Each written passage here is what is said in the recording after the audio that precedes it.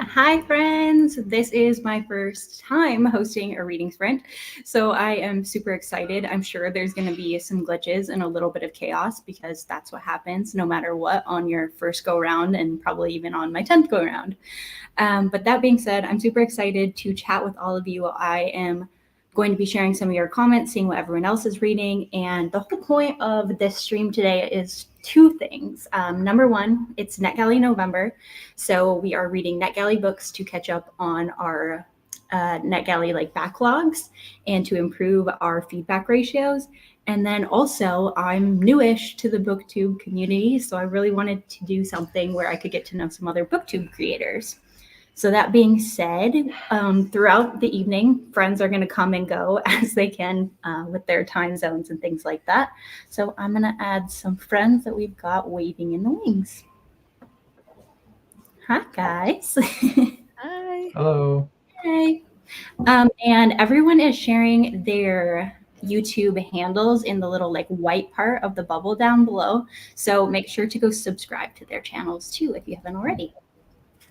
Cool. Yeah, so fun to add some more people, connect with more people over here. Yes. No, it was cool because I feel like sometimes, I don't know if you guys feel this way, but we're on so many different platforms. I don't know who's on YouTube. I found Erik because of Twitter, actually, years ago. I was looking for a readathon, and I think that's when I found the reindeer readathon 3 years ago. And I found Erik, and then I was like, oh, this is a YouTube thing. Oh, he's a YouTuber. And so it's just I never know where everyone is. That's so fun. Awesome. Oh my gosh. Yeah, I started on Bookstagram and then hopped on over to BookTube. I started toward the end of 2019, but I took a break because there was this huge family stuff that got in there. So I feel like I really came back or really started in 2022. And I also feel like I'm really new. I feel new to BookTube. I feel new too. Hi, Marisa. Marisa, when did you start your BookTube journey?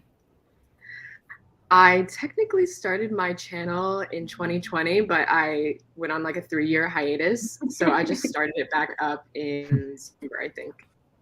Okay, nice. Erik has been around for the longest then. Erik, what are you at? I think I started in 2018. I think. I honestly can't remember when I started. No, it's been a while. Ages ago. It's just who you are now at this point. It's a full-on personality trait. It is. It definitely is. Real quick, since you're here, Erik, do you want to share what the Reindeer Readathon is? Because that is what's happening and we get to be a part of it this year. Yeah, sure. I can talk about that. So the Reindeer Readathon is a month-long readathon, and it is through the whole duration of December. And it's a competitive readathon. So when you sign up for it, you get randomly assigned to one of 5 teams. And we're all competing and reading prompts to get points for our teams.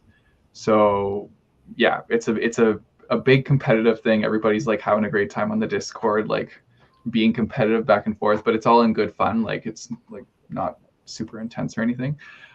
We tried to make the prompts as creative as possible. And we also do little reading sprints throughout the month of December. We have some, I think we're going to do a Christmas trivia event, and we have some sponsors that decided to help out with it. So we have ARCs to give away for prizes and all that jazz. So yeah, it's going to be a really fun time. I'm really excited to do it for the 5th year now, actually. Yeah. So this is the 5th time it's happening. And yeah, it all started as a little brainchild between my partner and I. And we're hey, this would be a fun thing to do. And 5 years later, we're still doing it, and it's pretty awesome. Oh my god, that sounds so fun. Yeah, it's cool to think I don't know, sometimes you think starting these things, if you knew how much work it would be later, you probably wouldn't have done it, but it grows and evolves as time goes. So it's oh, it's nice that it is what it is now, but maybe, I don't know, you know what I mean?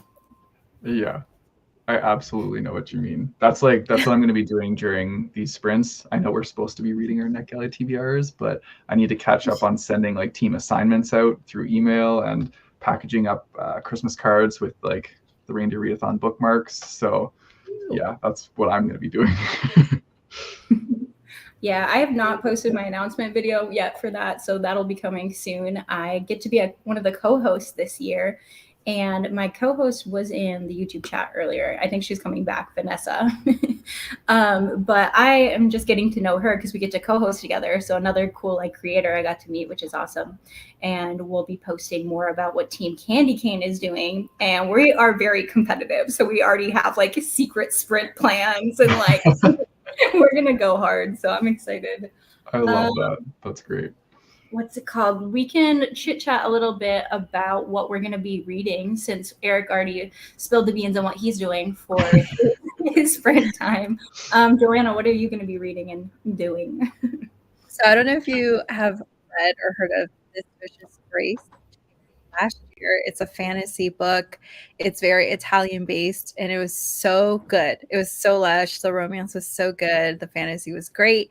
And the sequel is coming out, This Cursed Light. So I think that's what I'm going to be reading, because I've been putting it off trying to read my library holds. But I'm so excited for that book. It was really good the first time around, and just the world building was gorgeous. So this author deserves way more hype. What's the title again?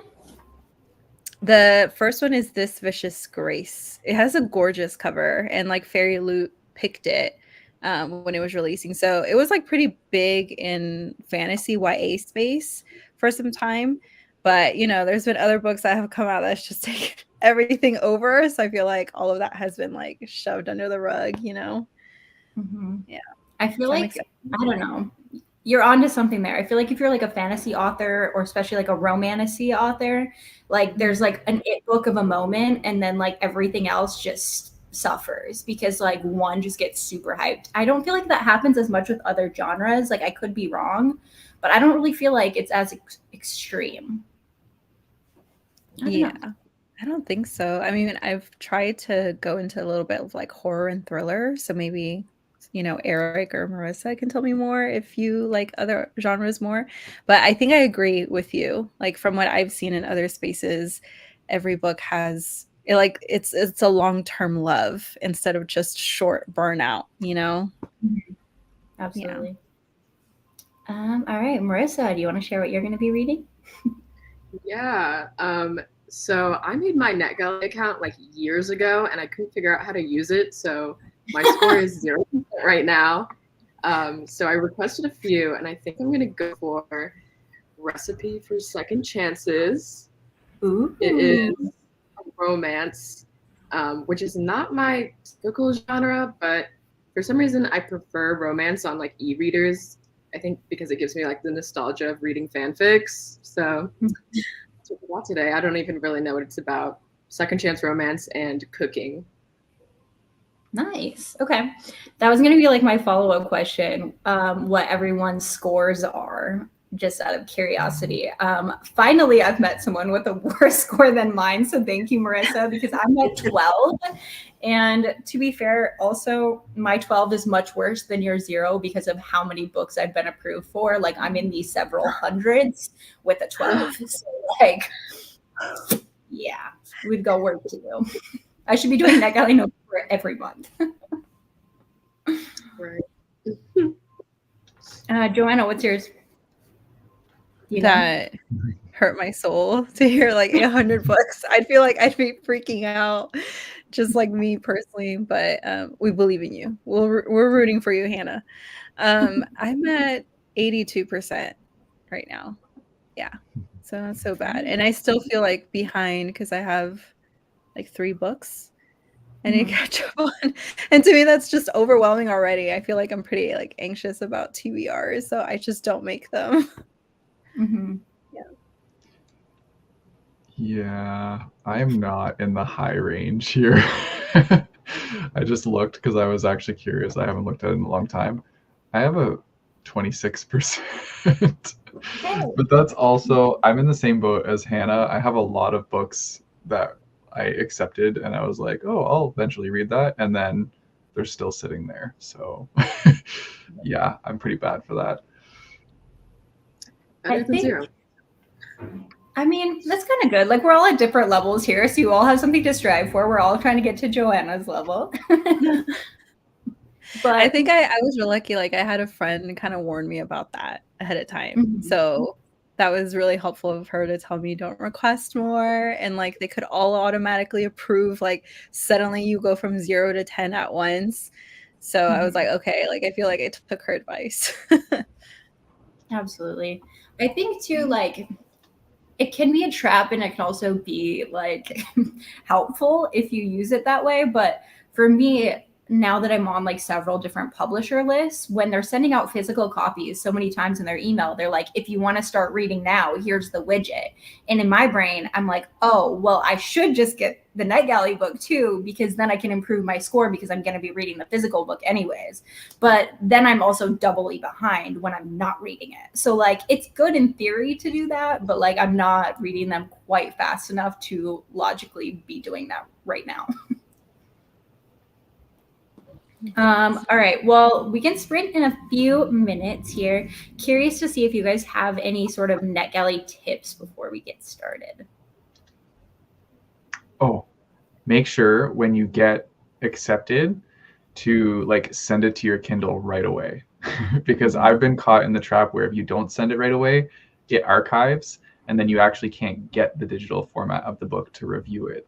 So like, yeah, once you get accepted, get that stuff right on your Kindle or whatever device you're using, like ASAP. That's my tip. That's a good one. It's an important one. That's such a good tip.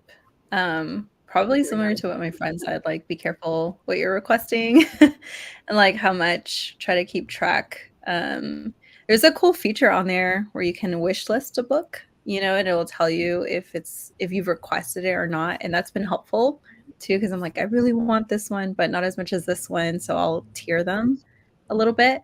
Yeah, but I'll take your advice later too, Hannah, because if I start getting more physical arcs, which I've barely started to, that's really good to know for me for the future. Yeah, it can help improve your score if you're planning on reading the physical one anyways, but it seems like you're disciplined enough to carry that through. I'm like I'm holding back. Yeah, I guess I don't have any tips other than actually log into your account. So I'll be doing that now. That's an important tip. Oh, I have one. So mine is for specifically anything that's like a backlog. So something that is already published specifically. If you're working like me to catch up, what you can do, and I have done this a few times this month already, is I go into my library app and I get the audiobook of that book. And so then that way, when I'm doing other things that I need to do in my life, like I go for walks every night or like cleaning and things like that, now I have the audiobook. And so I can get through the books faster, which to be fair, in my review, I don't review it as an audiobook because that's not what they gave me. So like make sure to like be clear on your distinction there and don't like rate it differently because you didn't like the narrator, because technically you would be reading it if it was just the ebook. But other than that, I feel like that's really helping me like get the momentum back going. Like I think I've listened to like 3 or 4 Netgalley books through my library in the last month. Yeah.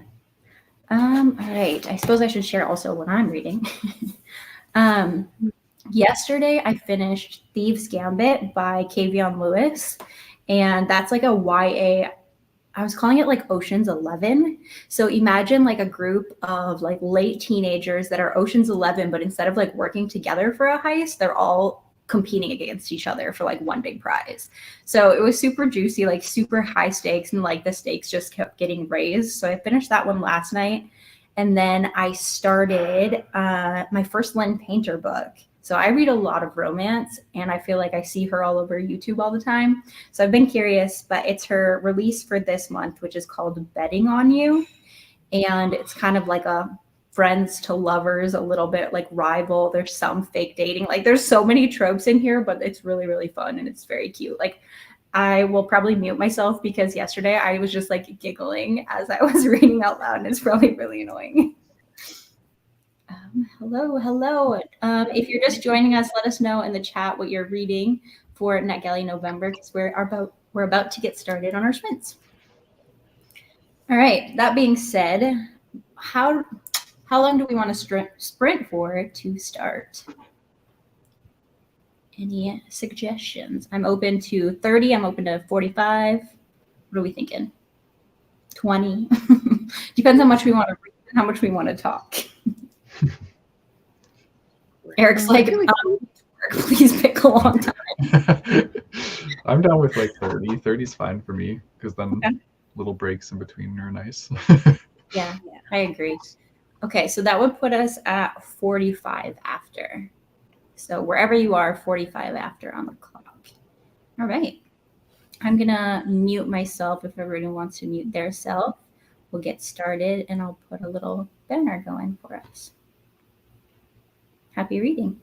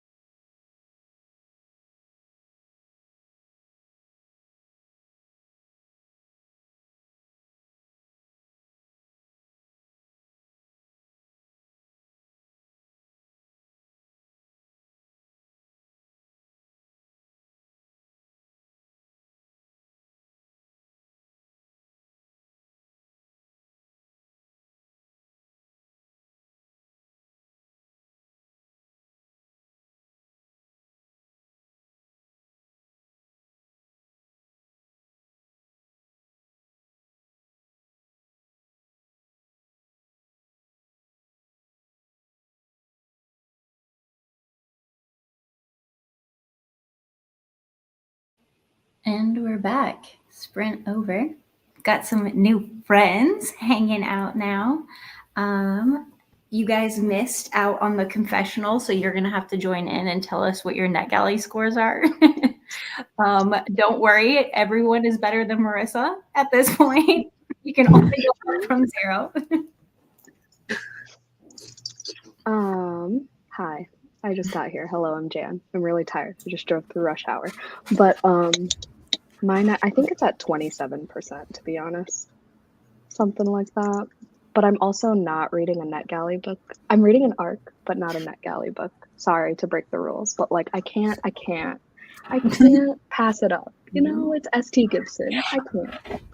It looks beautiful, and it's productive. Erik's also like doing work this whole time, so I mean, if we're just staying productive and reading things that we're supposed to be reading, I think it works. I'm also new. Hi, I'm Rylee. I think my Netgalley percent is like 30 something. Nice. And I am reading a Netgalley book, so we'll see. What are you reading, Rylee? It's called like How to Solve Your Own Murder, I think. Oh, I have that one too. That one looks really good. I've seen it around. The cover is cool. Yeah, that's why I liked the cover, so that's why I requested it. Nice.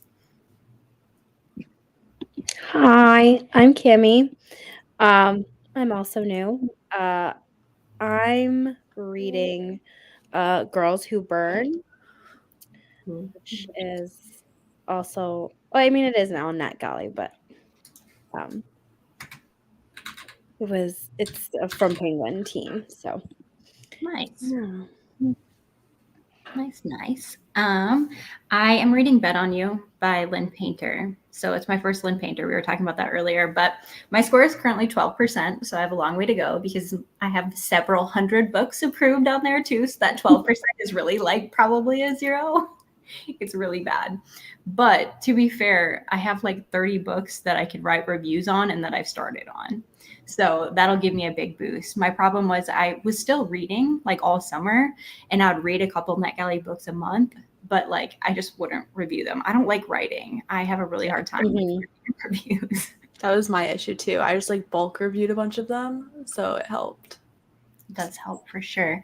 I have some fun questions to get to know you guys, and also some fun like Netgalley November themed questions. So I figured we can do a bit of both. But Vanessa so nicely reminded everyone to make sure to hit like and subscribe to everyone. I linked everyone in the description of the video. And I said this earlier, but like I'm new to BookTube, like in this format. Like I think before this, I would have said I'm like a book talker or a bookstagrammer. And I just like tested the waters by like reposting shorts for like a year. And now I'm like, I'm all in. Like I'm all in. I want to like talk to people more. I want to make longer form videos. So we're all kind of new, essentially, in a way, to like at least to my channel. So we're all new at least here. So it's cool to hang out with you guys. And I'm just like, I'm such a nerd. I always like gush at least once on like every live stream, but thank you for being here.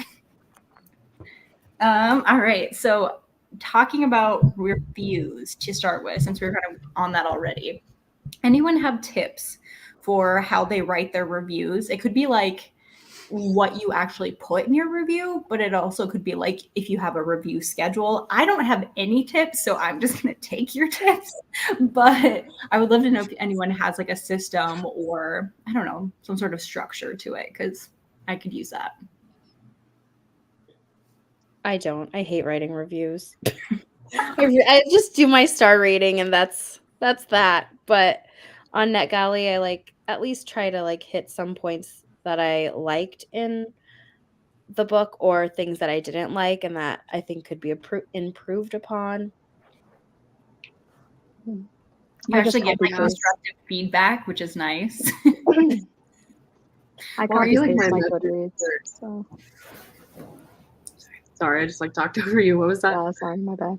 I was just saying I just copy paste whatever I put on Goodreads, even if it's like one sentence. So whatever. Yeah, I feel like with any sort of critique, I always do the like sandwiching method where it's like positive, critical, positive. That's just like my my go-to to like be nice but be honest about it, because I definitely in the past had like been sent books to review and I hated it and I was like 3 stars, it was good. And so I try not to do that anymore because that's obviously not helpful. So the sandwich is like a nice, approachable way to do that. Yeah, I think I agree with Marissa. Like, I like to highlight things I like or would improve on, try to keep it kind of positive but honest. And I think it's been helpful to write like a little bit of notes in my phone as I'm reading, because then like you forget, you're like, you move on, and publishers are like, we prefer you post closer to the date, you know? So I'm like, wait, what even happened? Like, what did I like? Or I know there was something I really, really like, something specific that shows like I made an effort, you know? So the notes have been helpful just to highlight some things. And oh my gosh, what was the other thing? I like writing them. So I like just blabbing on there. I know there was one more piece. If it comes back to me, like I'll share it. But, Okay. yeah. Yeah, I kind of like, I agree with Joanna there. I try and write notes as I go. My partner got me this, like, it's called like a little reading journal a long time ago, and it has like a whole bunch of sections in it for like specific things when you're reading. So you write down like who the publisher is, how many pages, what genre, like key points. And I find that that helps me a lot when I actually remember to like write in it, because half the time I get to actually writing the review and I read the book like 2 months ago. And so I can never remember what happened. And so, yeah, like keeping notes as you go definitely helps you get that review finally written. I should have remembered, right? Because you reminded me, Erik, when you're like, oh, it takes time. When I give it like a little bit longer after reading the book, I want to see what actually stuck with me, you know, like give it some time to simmer down. And then that helps me also highlight on my review, because it's like, if that still stood out to me, if that still bothered me, or that still really hyped me up, then it's worth adding in the review. Because then otherwise everything else was like forgetful. So I'm bad at reviews. I don't like writing them. I'm bad. I think that I feel as though I'm bad at giving my opinion about books, and I'm just like, yeah, I liked it.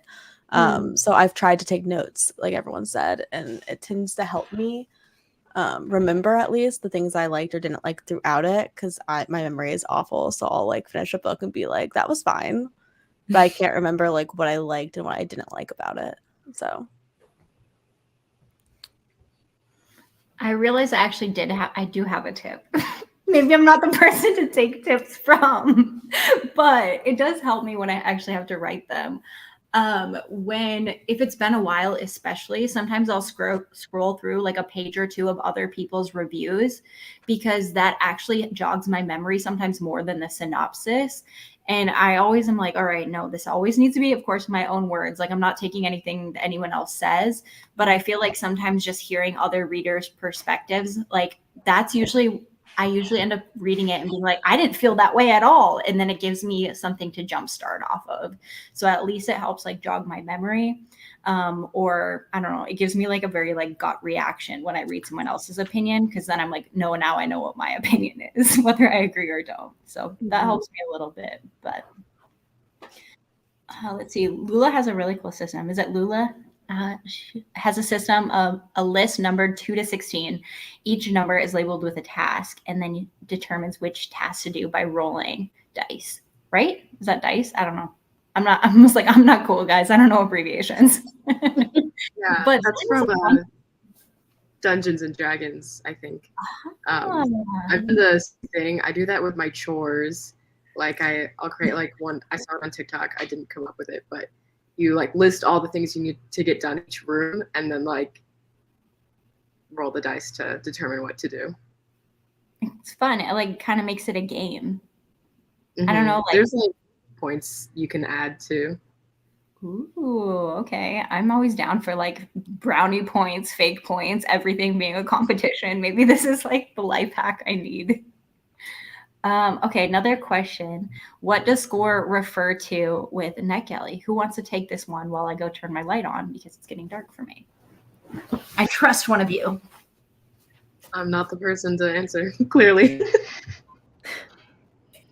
Yeah, I'm on the low scale there. So if Oh anybody my god, else with but a you good guys know what story. it means. It's just how many you've reviewed, how many books you've Yeah, how many you've reviewed based on how many you're approved for, reviewed. Yeah, it's your basically. So that ratio. you want your percentage to be, they recommend 80%. Mhm. Obviously, they still approve people if it's lower, else none of us would have Yeah. any Netgalley books. But yeah, so it's recommended to be higher. So you want to review the books that they give you, so you're more likely to get books that you want. Yeah, which is nice. It's like you're trying to show the publisher, like, I'll follow through, you know, like I'll do it, which is nice. But I think also your profile really helps as well. Or if they've like given it to you before, they'll trust you. Yeah, So- and you could be like pre-approved Yeah. on NetGalley too for certain publishers. Yeah. And so I think a good tip is to not just spam request a bunch of books that you don't actually want to read, because you do have to read them and review them, or else your score is going to be bad. Yep. I end up just waiting till they send me a physical copy, and then I just go back and review them. That's I what don't I was like saying. reading. That I've been doing that a little bit, but I need to do it better. Like usually when they email me and they're like, hey, your physical copy's on the way, here's the widget. I usually download it because I'm like, I'm going to be reading the physical copy.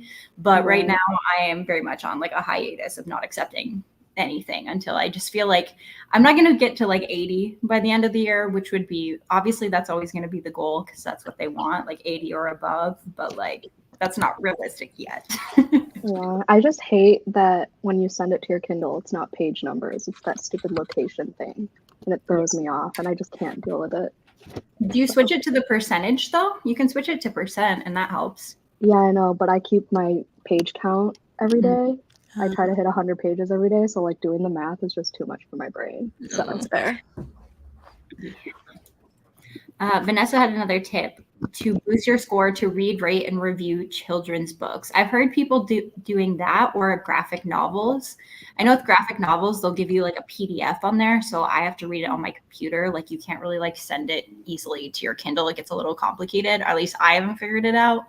But I don't know. I'm just avoiding requesting more. But I do get how you could like rapid fire through a few, especially if you're like close to 80. You just like want to boost yourself. I get it. Cool. What was I going to say? All right, let me go back to my questions. I had a little bit of kind of like advice I wanted to go through. So of course we're talking about tips and what our score was. And Joanna keeps just knowing exactly where I'm going. You talked about the bio a little bit. So I was wondering if we could give some tips for maybe what you put in your bios or what you think publishers are looking for. Obviously, I don't think any of us has super insider knowledge, but I feel like we're all fairly established in what we're doing and we're clearly being gifted these books sometimes. So we're doing something right. So what advice do we have to pass on?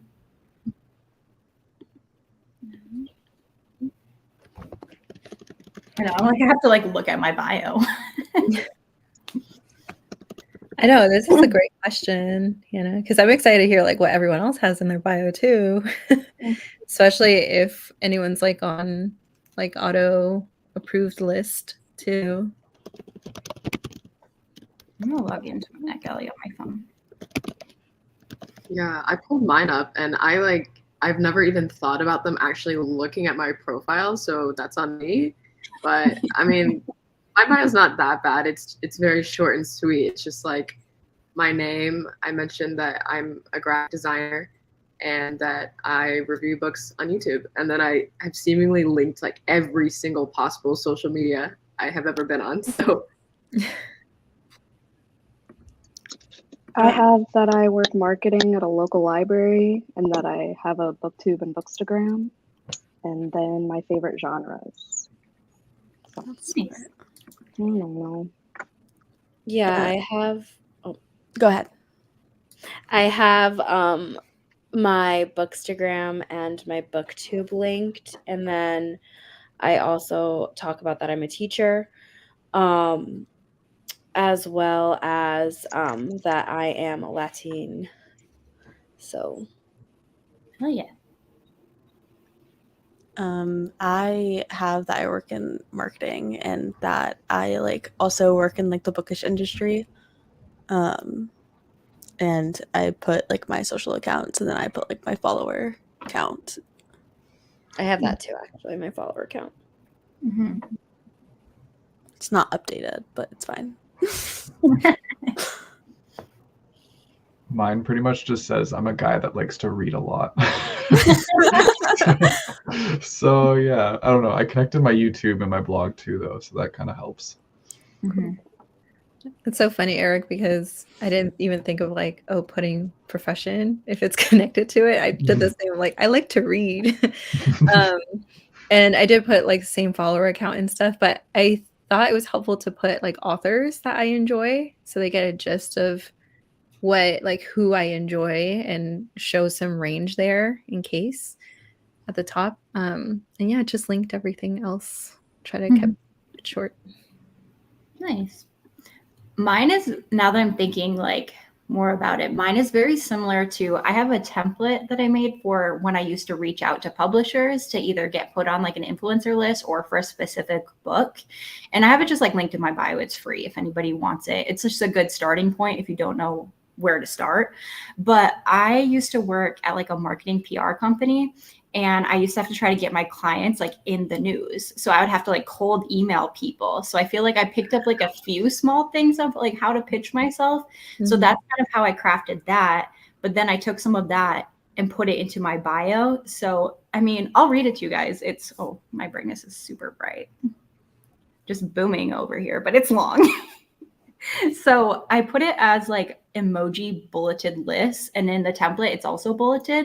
Because I think that like, if anyone sees too much text, they're just like, this is too much. I don't want to do this. So I use it as like my way to put like the hot tips that they could be looking for. So in my brain, I'm like, I want to answer every possible question they would have so that they like the same is for the template and the bio. So for mine, I put my main 2 accounts. So TikTok and Instagram, how many followers I have. I put that I have a YouTube, but since of course I don't have a lot of followers here yet, I just said like when I started it. So they know like it's not neglected, it's just new. And then I try to think of like other things they might care about. So I'm a host of a book club. And I think anyone who's a host of a book club should put that because that's 30 people or 40 people or however many people come to your meetings. Like those are people, once you pick that book, they're all going to get that book. So that's a huge influence and sway right there. And then I also put like where I post all of my reviews. And then this is so me being like a PR girly right now, but I also put like where I was featured. Like once I was on a podcast and once I was in a BuzzFeed article. So I was like, I will, you know, like sing my own praises because that's what this is for. So I just linked all of that. And then of course, linking all my accounts with like a little blurb about me. But yeah, I can, if anyone wants to see it, I'll screenshot it and send it to you.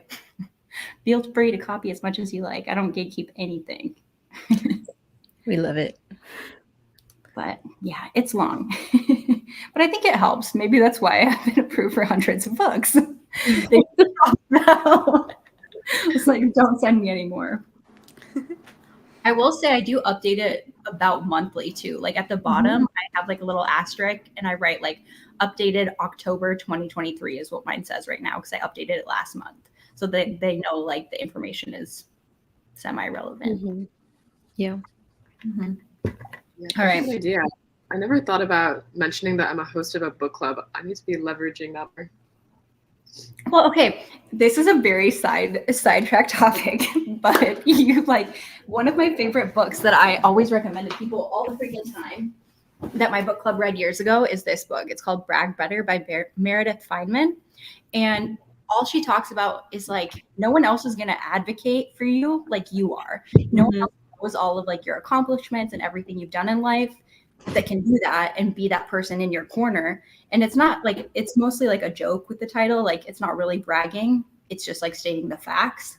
But I'm not usually like a nonfiction self-help girly, but something about this book like just like clicked in my brain. And I'm like, you're right. Like if I do want a free book or I want this like very coveted arc, I have to sell myself. No one else is going to do it for me. And like those things that I've accomplished are real things. Like it's not bragging. It's not bad to talk about your accomplishments, you know? Yeah, when I went to the V Schwab event, she was like, "You need to take yourself seriously before anyone else does," and I cried. So Wise words. I literally have a sticky note on my computer, like where I edit, That's because so like imposter syndrome. You know what I mean? Yeah, so real.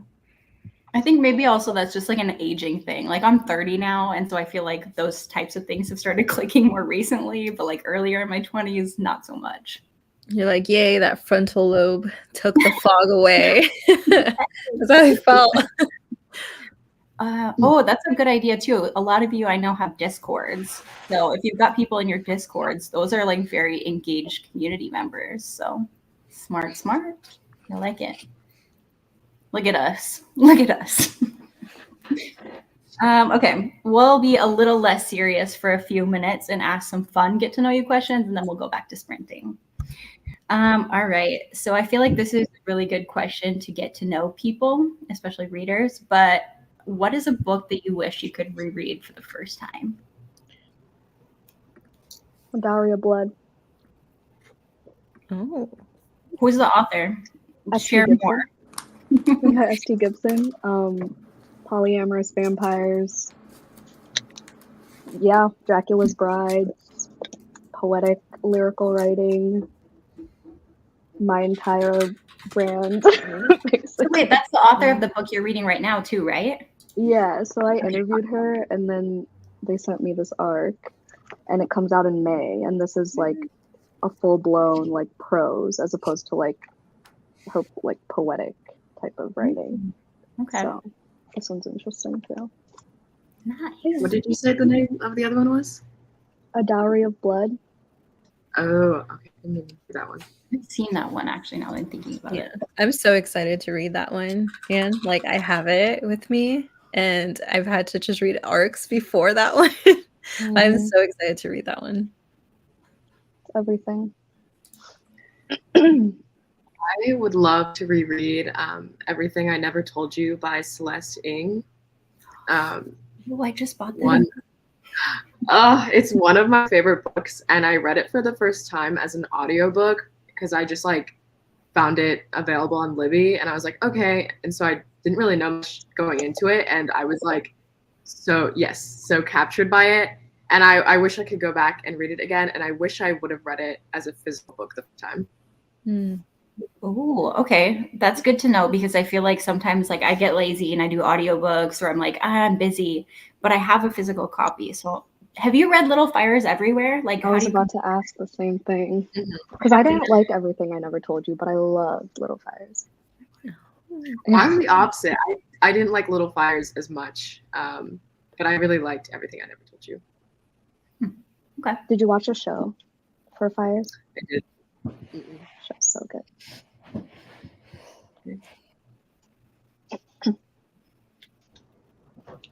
I would probably say I have like 3 books that came to mind, but I'm trying to like narrow down which one. Like Red Rising is like my brand, I guess. It's like what I have in like everything. So that's probably one that I would say, Red Rising by Pierce Brown. But the other one that popped into my mind is just like the nostalgia factor of the Hunger Games. I adored that series and read it so quickly. Yeah. And I read it in college and literally like just stopped and avoided all the things I had to do to read those books instead. So I don't know, just going back to like that world and getting to like experience with it for the first time again would be really cool. Did you like the prequel? Yeah, I actually did. I did too. I loved it. I'm so excited for the movie. I know a lot of people don't like it, but I thought it was great. Yeah. I'm rereading them right now, and then I'm gonna read the prequel and then watch it. So I haven't I bought the prequel, and it was one of those books where I'm like, no, I need to do like the full reread first. So that's actually my audiobooks right now when I'm walking outside, and I think my neighbors think I'm nuts because like I don't know why, but it feels like I'm like rereading it for the first time, even though I've read it 5 times because I'm crying walking around my neighborhood. I feel you. I'm rewatching the movies. Like They just get me. Like, I took this clip for like my YouTube. I'm literally like tearing up thinking about it. But I was like, Peta just said, if it wasn't for the baby. It's a girl. I actually just read The Hunger Games first time back in May of this year. Oh my goodness. It hit me really hard, and now I'm rewatching the movies, which I had seen, and I'm like thick in it. My entire TikTok For You page is like PETA edits, and I'm loving it. We love PETA. Erik, you picked such good books. I'm like, we need to connect more out of this because those are definitely, that's dystopian roughness, Darrow. Love it. But mine would probably be Six of Crows. Actually, I was recently thinking about it because I was thinking about the heist scene and how she revealed so much about our man Jesper and other characters, and just being mind blown. I'm not going to say anything. Obviously, I don't want to spoil anything. I think it's a great book if you haven't read it yet, and I loved it. I was like obsessed with the characters gasping, like real action. My roommates are constantly like, "Are you okay? What's wrong?" And I'm like, "This character." They're like, "Well, you know what, Joanna? Stop doing that. Like, we think something bad actually happened, and it's your book." So I wish I could read it for the first time again.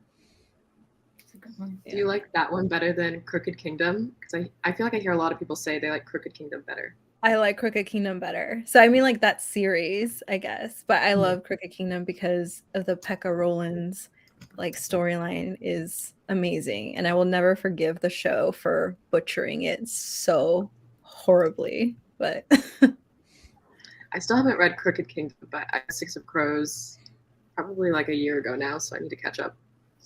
It's so good. Okay. So I have two.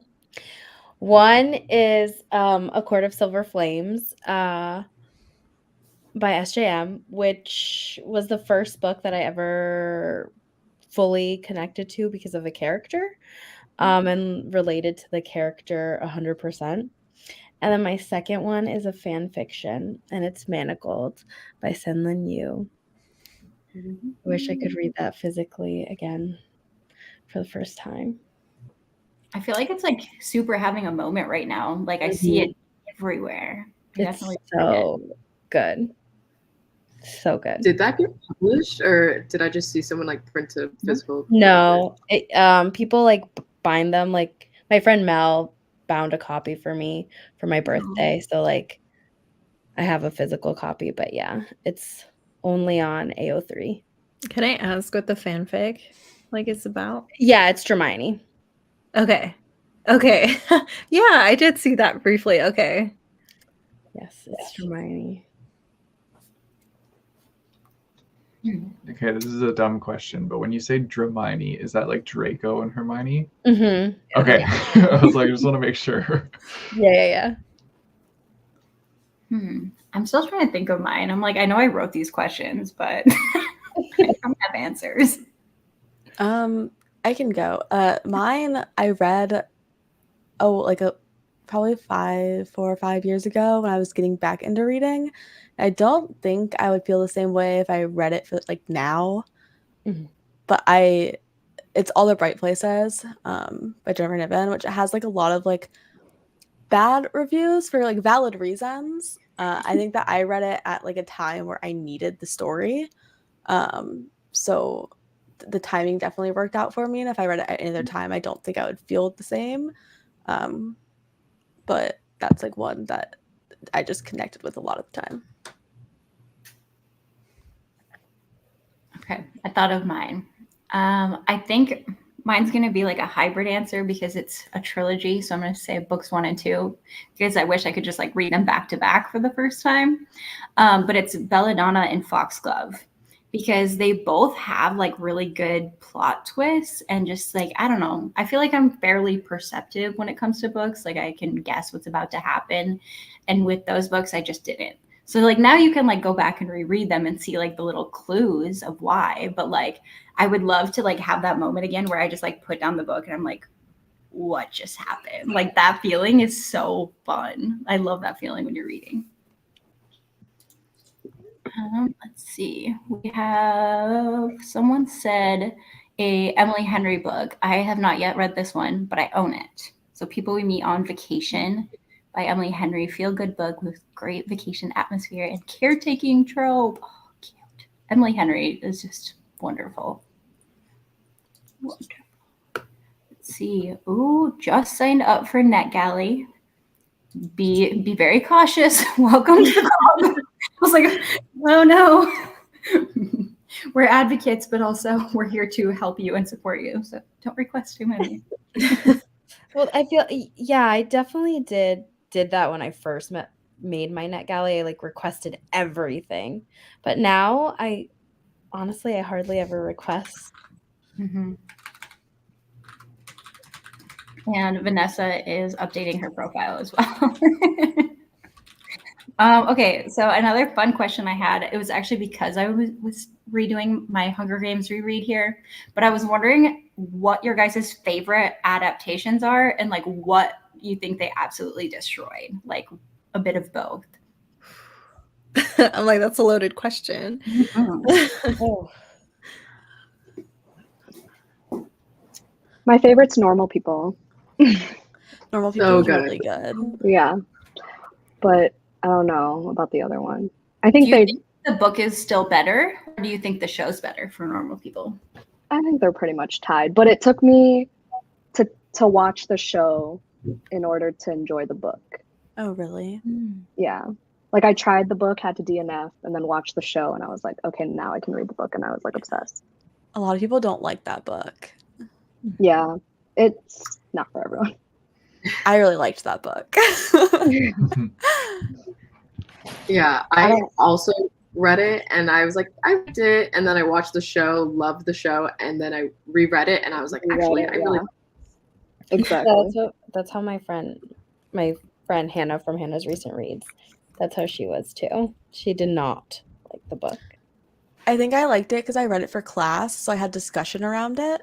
So it helped me like. Hey. I didn't know you were gonna pop me in, and I was like, I'm just gonna be comfy cozy. We're just discussing book to screen adaptations, like the good, the bad, the ugly, all of the above. Did we already talk about Shadow and Bone and how they're not renewing a third season? Not that specifically, but Joanna started talking about it. I know it's a sad day, but that's what happens when they mess up the script. Okay, that's what happens. Thank you, Christine. Leave. Done messed up with the crows so bad. It's because he only wanted the crows, but it's like you have to like build the whole entire world first. Like you can't be crazy. Even though the crows are better. They are. I was like, Cammy, don't even. I already know. I knew Kristen was gonna call me out. I knew it. Oh, I'm not trying to fight. I'm not trying to fight with me. I'm trying to make There friends. was another one that was like kind of bad recently too. Oh, Black Cake. Did anybody ever read that one? I just read it, but I wanted to haven't read seen it it. and watch it. Now I'm scared. Really? Okay. It's a book of the month pick. I don't think it's Reese's at all, so whatever. But yeah, apparently that adaptation is like so bad too. Really? Yeah, not just to talk about bad adaptations, like what are some good ones, you know? Well, I actually think The Hunger Games is fantastic. Yes. Tell me why the prequel movie is making me want to read that book, and I never have wanted to read Songs of. Oh, I thought you meant the Ballad of Songbirds. Songbirds and Snakes. You should ignore the haters. Like when I've seen reviews, they're like, "Oh, Snow's evil." And I was liked like, the book. Of course, he's bad. Villain origin story. Yeah. So this is where the Hanging Tree song comes from. So hello, everyone. Please. I don't even know. I was like screaming while reading. I'm like, do you not know what a prequel is? He's always been bad. Hello. I mean, there's a reason like everyone loves like the morally gray, like the villain. So why with this are they like, no, he's bad? He's fine. He's not morally great. He's so bad. But it's like they were so upset that he was bad at the end. And I'm like, this is his origin story. What do you mean? Plot twist. They not read the original like Hunger Games. Yeah. He's not good. He's never good. He's awful. He's an awful human being. Yeah. Yeah. 100%. That was one of my favorite adaptations, but I'm still really mad at Divergent. I already knew you were gonna say that. Oh. I was like, I still hold a grudge to this day about that. Me too, because I love those books. Like I know some people are upset by the ending and all that stuff, but I Me. loved it so much. Like Me just too. the book. And when I saw the first movie and like I kind of started this, I stopped like not even halfway. I was like, I'm not doing this. So I've never even Oh, they're finished real the bad. movies. Yeah. So Very bad. bad. I mean, I'll watch them because, like, let's be honest, I'll watch anything. But like, Yeah. it was do not. too. It was not good. I watched them and the whole time I'm like, this is kind of bad, but why am I kind of liking it while I'm watching it? And it's so sad because it has a really fantastic cast. Like Yeah. I know. the cast is so good. But Zoe Kravitz, right? Isn't she? Queen, I was yes. like, wait a minute, you're an actor. Anyway, Zoe Kravitz. I'm I'm pretty sure that's the first thing I saw her in too. I think Divergent. like yeah, as far as like Yeah. acting. Acting, I think she's yeah, in like a couple of indie films before that, but that was like her big thing. Yeah. So This Divergent movies. wait, didn't Aw. get closure? What do you mean? Like They they never finished finished them, it. right? They never finished No. them. Yeah. No. They didn't? Good. Oh, I'm wow. The third one was Like, supposed to be split I know into Marie. two. I know Marie, but I'm like, it was so bad. Yeah. Because Tell the me third they one weren't. did Oh, they're so it bad. I just bombed. don't in remember. Yeah, the it did box office. awful. It Yeah. did so bad, and they were like, "Okay, we're not doing them." I mean, Well, first it was Kate gonna be like a Winslet did what she TV had to movie. do, you know? It was She did what she had to do. Wasn't it like one of those things where they were splitting it? They were doing like a part 1 and a part 2 because that's like all the rage with like the big last movie, and then they just like didn't do part 2. So Yeah. dumb. Yeah. So dumb. I feel like I kind of like blocked that out from my memory in anger, and so I had to like think about it. Oh, You know did you what guys else? already talk about Fourth Wing being adapted by Hulu? No. Let's not Okay. talk about that That's series. what And ACOTAR. So right, because a lot of different people are trying to get rights, and people are like, shouldn't this be more animated and less live action? Because there's Oh my god, so, the animated ACOTAR stuff that I've seen so far, I'm like, you guys So really good. should make Yes. this like an anime or something. I don't know how to make it an anime because it's ACOTAR, but like, you know what I mean? yeah. I don't ever want It looks ACOTAR so to be good. adapted. I hope that show crashes and burns. Which one? ACOTAR. Oh, ACOTAR. I'm not happy Yeah, people Not feel like that happy about with Fourth Wing ACOTAR? too. They're like, can we just let it be? And like not about really ACOTAR being anything. Yeah. Oh, I just was love- like, I thought you liked those books. Is Nesta not your No, I best? love them. Okay, yeah. I was like, what are you talking about? I just don't want to That show. doesn't ruin it. Yeah, I mean, I'm the- not gonna watch the show regardless, but I'm just like nervous Yeah. that I know it's not gonna live up to like what I've imagined in my head. Mhm. So Yeah. I think well, that that's what fourth Monique and I were talking about because, like, with adaptions and stuff, depending on who's producing it, like, you know, it's going to look a certain way. You know what I mean? So, Yeah. like, Game of Thrones obviously looks different than like Rings of Power, which looks different than Shadow and Bone. But those are all like Right. fantasy shows. yeah, So, like, we were trying to figure out. We were like, what fantasy shows has Hulu even made? Like, not like FX, you know, them in the shadows, whatever that show is. Yeah. You know what I mean? Like vampires and stuff. I'm talking like you have to create dragons out of Yeah, like no. animated. You know what I mean? no, And I they can't even haven't. think of They a show that haven't. they've done like that. Really. I mean, I guess you could look at Disney because technically Hulu's. Oh like- yeah, they are. They are Disney. I forgot about that. Okay, so maybe But- it'll look different, but still, like, even the stuff that Disney does, it's not like super dark. Not that I Mm-mm. guess Fourth Wing is super dark, but like, I mean, they have a huge dragon.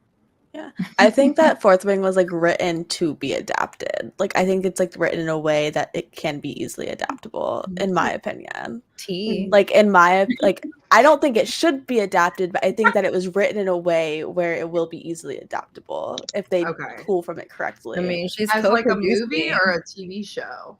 What do you say?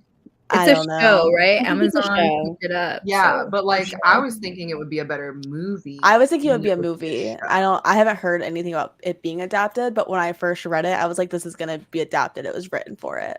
It was Amazon signed it and like Amazon Video, and I think Michael B. Jordan or something is an executive. Yeah, it's producer. his production company. Yeah, and like the author Rebecca Yarros is a producer, and I think that's probably why she went with Amazon, because we were like, why not HBO? You know, and it's And probably she's gonna because they be wouldn't writing let her too. be a producer. Yeah. Yeah, well, it's because HBO also like they have like a minimum number of sex scenes in their shows. Like literally, it's in the contract. Really? Ew, I don't Yeah, like like if you Yeah. think about it, all the HBO shows have sex scenes, so Yeah. it would be like Fourth Wing. Obviously, there's some spice in there, but I don't know if Not it's like Akatar. It's not like Game of Thrones. They're like first scene with like incest and everything. you know? Yeah. Like that really just knocked it out of the park. Yeah. Hey Actually, Joe. Sorry, I was talking to chat. Oh. Hey. Shout out. I think the Lord of the Rings is also a really good adaptation. The Rings of Power. No, not that garbage. Okay, I was like, Lord. No. I started that show and I didn't finish it. I'm lame. It's I liked boring. it, but I didn't read it. I liked it. I just never finished it. Oh, I Oh. see. I thought it was so boring. I was trying to figure out. I was like, what is up with this like wizard that came out of the sky? Like, what's going on? Yeah, no. Anyway, it was a lot. I was trying. Erik, did you finish it? I feel like you did. Yeah, I did, but I cannot remember like a thing about it now. Exactly. Thank you. I was just so bored. Yeah, I think I also was bored during it. Like I liked the scenery, like Yeah. the surrounding stuff, but like the Yeah, actual like being in the world. like the actual plot wasn't that engaging to me. Mm-mm. So yeah, I don't know. I think that's why I just like forget everything that happened. Yeah. I mean, it's beautiful. Like the show is stunning, but Yeah. I mean, I think it's definitely for fans of, you know what I mean, of the world. yeah.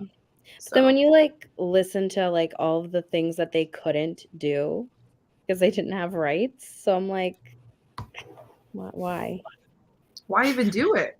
You Yeah. know? Yeah. Weird. Point. Why even do it? I don't What know. did you guys think of the series of unfortunate events show? Never seen it. If you watched it. I saw like I 2 watched it. episodes. I watched it It was all the way okay. through and I liked So it, did but I. like it wasn't as dark as I thought it would be. You know what I mean? Yeah. Yeah. I was 'Cause the books ex- were. I remember the books being like, I was depressed about those books. I was like, oh my God, they're never gonna find a family. Like it's like Yeah. book 12, and they're still like killing off their great aunties and uncles and stuff. Yeah. Yeah. Also, what is VFW? I still to this day don't know. I have I a s- good rec, and they did a good job with the movie. And it's actually like a Latin book, but it's called like Water for Chocolate. It's not a super long book. It's gorgeous. So it's very magical realism because basically anything that she cooks and makes, the people feel that when they eat it. So if she's crying while she's making something, people cry upon eating it. And like it's really gorgeous. Talks about like generational trauma and like love lost, like old Latin culture, all that stuff. It's so good. Beautiful, yeah. But the movie was so good too. And it's like spicy. Like the book is spicy too. And I was surprised they showed some scenes in the movie. I was like, how'd you guys even record that? Like that was a tough scene. Like maybe Camila knows the horse scene. Like that scene Yeah. was like, how do you even do that? It was really good. And I think the movie was well made. Wait, this is great. It's called Like Water for Chocolate, right? By Yeah. Laura Esquivel. Mhm. Yeah. It's Okay. really lovely. It made me cry. It made me like really sad, but it was such a good book too. Beautiful. Mhm. This sounds so. I just added it to my want to Good. read. It sounds so I good. did like it, Christine. It's giving Orchidea. Yes. Yes. That's reminding me. Of. Totally. Because I Yeah. started reading It's that. like I'm that not done with that one generational yet. kind of like trauma. Yes. low-key. But it's definitely so more good. spice than Yeah. Oh yeah. Yes. I was like, definitely more spice. I don't Oh, even think boy. was there even any spice in the book anyway. No. It was a great movie, Joe. You would have already seen this. You queen. Another good adaptation that I don't think anybody said yet is Heartstopper. I like adored that show, and it almost made me like tear up multiple times. With the Tupperware. That one is like you don't even have to mention it. You know, like we already know. Like, you know what I mean? I've seen that show so many times. It's so friggin' cute. I've only watched it like 4 times, I swear. I've been like Everyone- starving it. What? Oh, like I just want to like sit down and watch it like all at once and like read it and like do like a week of just like Heartstopper. I did read the first one and like I adored it, and then I was like, no, like I need to not be busy when I'm like giving it the time it deserves. So I need to like go back to it after buying them, and then I'll watch it. I know I'm gonna like it, but I haven't yet. They're so good. I remember reading them on Webtoons back in the day. And like I would get dizzy because I was like scrolling so fast to like get to the next panel or whatever. They're just so good. The best adaptation of all time, hands down. You're not allowed to argue. Whoa. Enchanted. Oh my God. Ella Enchanted? It's like my favorite movie. It's so cute, but it's so bad, but it's so It's good. so bad. It's so- not like the book So at bad. all. And it's so different than the book. I know, I Yes. love the book. It was like my favorite book as a kid. My copy like fell apart, but like the soundtrack is killer. The soundtrack is so fun. I sing along every single time, and like I laugh out loud because it's so stupid and ridiculous. Like I can't handle how campy it is, and like the like fairy godmother is ridiculous, and it's just like it's my sick movie. Like if I'm sick and I'm having a bad day, I put it on and I just like sit there and giggle on the couch. Like it's bad, but I love it. And I love Anne it. Hathaway movies are my sick movies, honestly. Like Ella Enchanted, Princess Diaries 1 and 2, The Devil Wears Prada. True Blood. It's so bad. I literally think about Ella Enchanted every time I like say a command to someone and like I don't mean it, you know? Like I say something as a joke and I'm like, what if they were like Ella Enchantified? Like that would be bad. I'm pretty sure as a kid, like for one day, because I got so obsessed with the book, I like pretended I was Ella, and then I realized like that sucks because I just have to do everything my parents tell me to. But like, Oh my god. I felt bad for her. I really did. I was like, this is unfair. Yeah. terrible curse. It really is. Okay, one more fun question, and then we will sprint, I promise. This is one of my ones I wanted to make sure to ask you guys, but what is an immediate ick for you when you're reading? So to the point of like you're putting down the book, maybe you're DNFing if you DNF, or you're at least like, you're not getting over it for the rest of the book. Like what's your ick, your book ick? Insta-love. Unexpected pregnancy. Unexpected pregnancy. Yeah, I agree with Jan as well. Unexpected pregnancy can really just dampen the mood. For me, it's any peace and love. I don't want to offend anyone. Anything with like children. Just kidding. Oh, wow. Okay, and listen, I love kids. I'm a first grade teacher. It's too much for me. You're like full-time them job during the don't want your day. books. Yeah. Exactly. I'm with them during the day. So I'm like, oh. That's me with social media because I do that for work and I'm just like, no. I'm over it. Like, So social like, media- yeah, like Emily in Paris probably just like drove you crazy, right? I love Emily in Paris. Oh, you did? But Okay. I wouldn't read it. Yeah, you know. fair. Okay. What about when they use like modern language, like Oh, in a God. book? You know, because sometimes I feel like if you're setting up an old world or like a fantasy world, and then you throw in like that's lit in there or something, it's just like what? Just threw me off a little bit. The writing style definitely makes or breaks a book.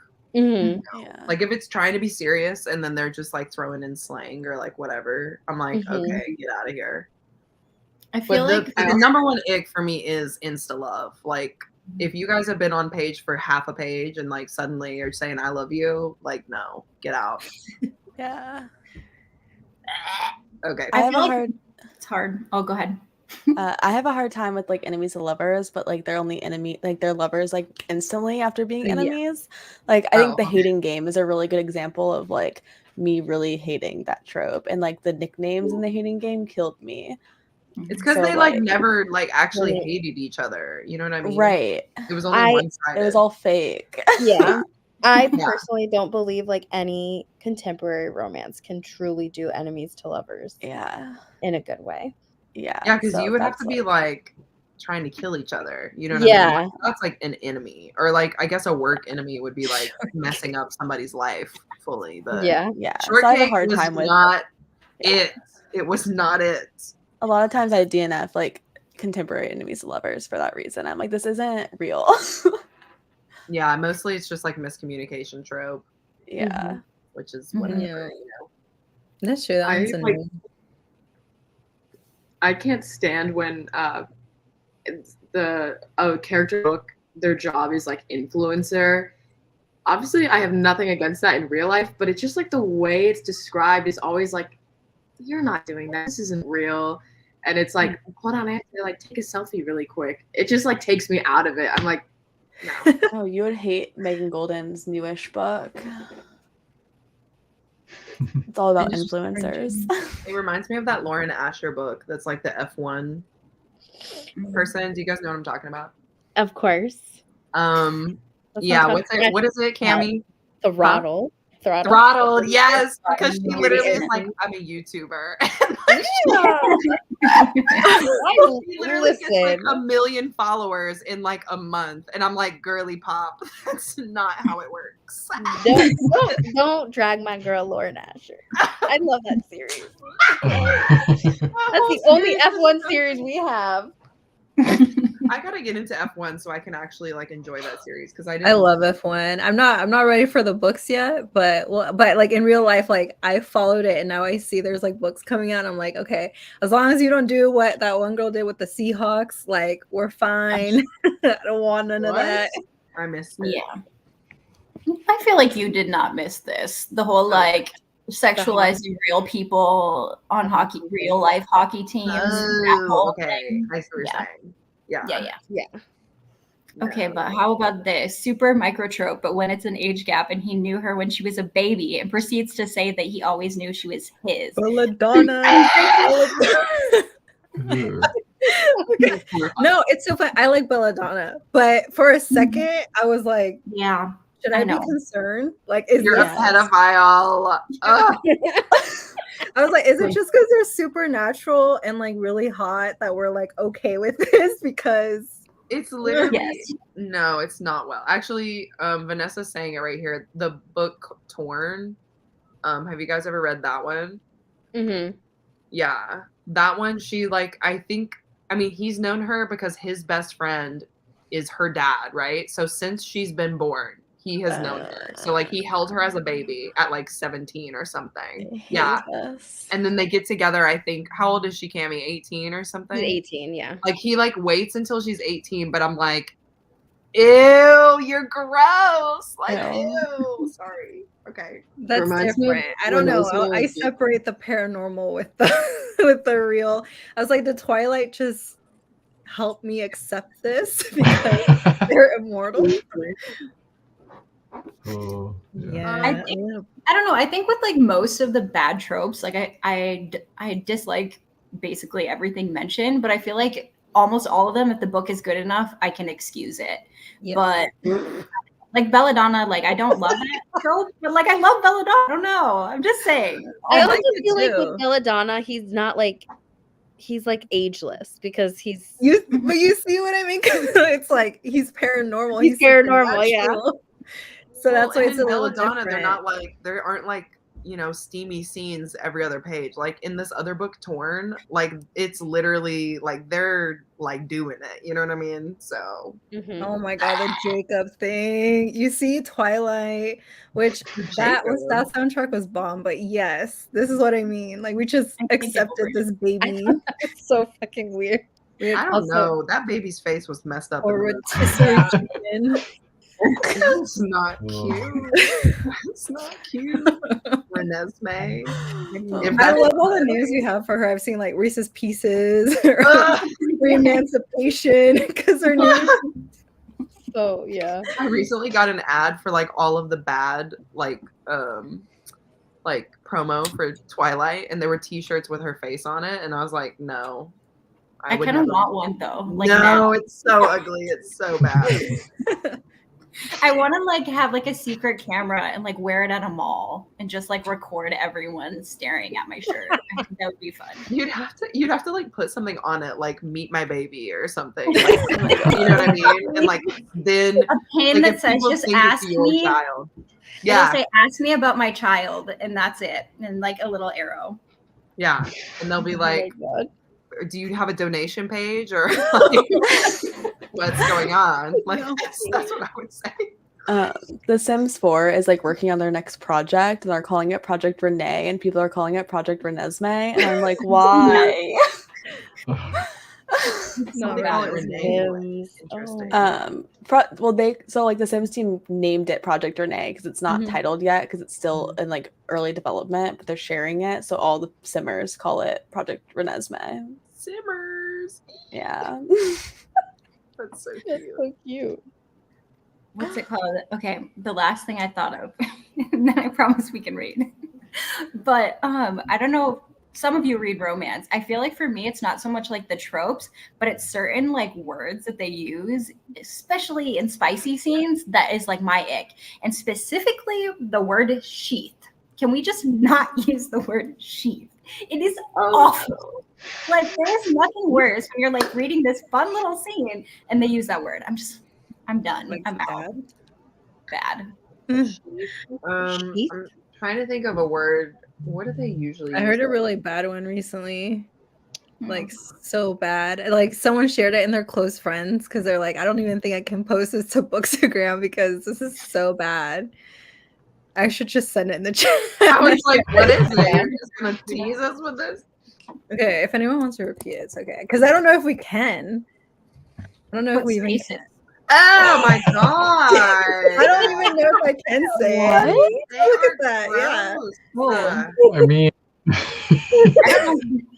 It's like Hannah, it's your channel. You decide if you want to share this or not. But Can you imagine someone saying that to you? Though that's I'll That's just spell the awful. second word. I'll spell the second word. So the first word is honey, and the second word is HOLE. There we go. What the heck? so No. oh my god, I'm just picturing like having like, being in the moment with that, and then somebody whips that out. You're like, what the fuck? I thought you were picturing the thing. No. Immediately no. Oh, I'm sweating. I hate pebbled. I hate it. It's bad. It's bad. All right. Well, whew, good segue now that I'm sweating, and I will be banned after my first ever live. On No, Instagram. I had trauma. We all share this trauma now. Okay. We're in it together. Oh, all this. Okay. What do we want to read to? So what? It's 42 after. You want to do like to 30, so it's kind of like 45-ish again, or less? sure. Yeah, let's do it. I will probably be popping out during this one. Okay. So Yeah, at me some too. point I will be leaving. Yeah, I'm waiting for Din Din, so Yes, feel free to come and go as you need. We'll be here. And I already said this earlier, but I'm going to say it again. Thanks for coming. I'll be doing more sprints and stuff in the future. And I'm also down to come to yours if you ever need a friendly face in your audience to help out with things. So, all right. Let's to reading. To the 30. Wait, what is everybody reading? We can come back and talk about it later. Okay, bye. You can put them in the chat if you want to share if you're changing it. Mm-hmm.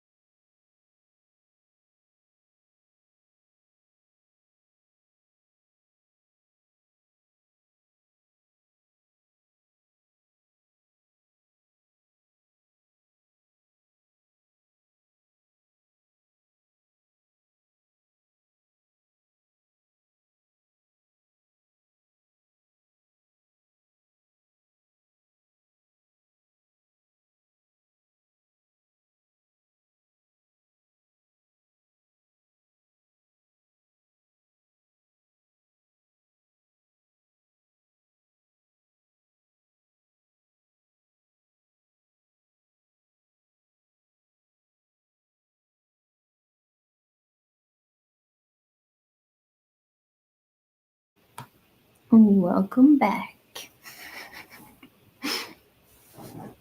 Hey. I got to 85% of my book, so I think I'm gonna finish it on the next go round. So maybe you guys can help me figure out what I read next, because I don't know what I want to read. I have some options, so I'm gonna pull up my list. What'd you guys do? I'm at like 20% now, and I actually know what the book is about, so that is good. And I'm enjoying it so far. Remind us what you're reading again. It's called, I think it's called A Recipe for Second Chance. Let me double check. Yeah, Recipe for Second Chances. And so it's a book that each chapter is going back and forth between past and present. It's like this couple who they briefly had a fling like 10 years ago, but for whatever reason it didn't work out. And now 10 years later, they're at a wedding in the Italian countryside and they're having to like meet for the first time again. And she's also like she writes recipes for a food magazine, so there's been some pretty good food descriptions so far. Cute. I feel like sometimes like the two timelines difficult to read, at least for me. Like I can struggle with it. Like sometimes the payoff's definitely worth it, but I don't know if anyone else struggles with it in their brain. Yeah, I agree too. If it's done well, then I love it, but when I hate when it's like I don't want to be in one of the timelines. I'm like, oh, let me get back to the present or whatever.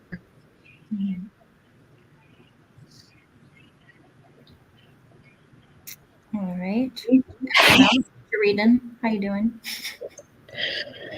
Unfortunately, I had to switch over to my other book that I was reading because this arc was just not grasping me.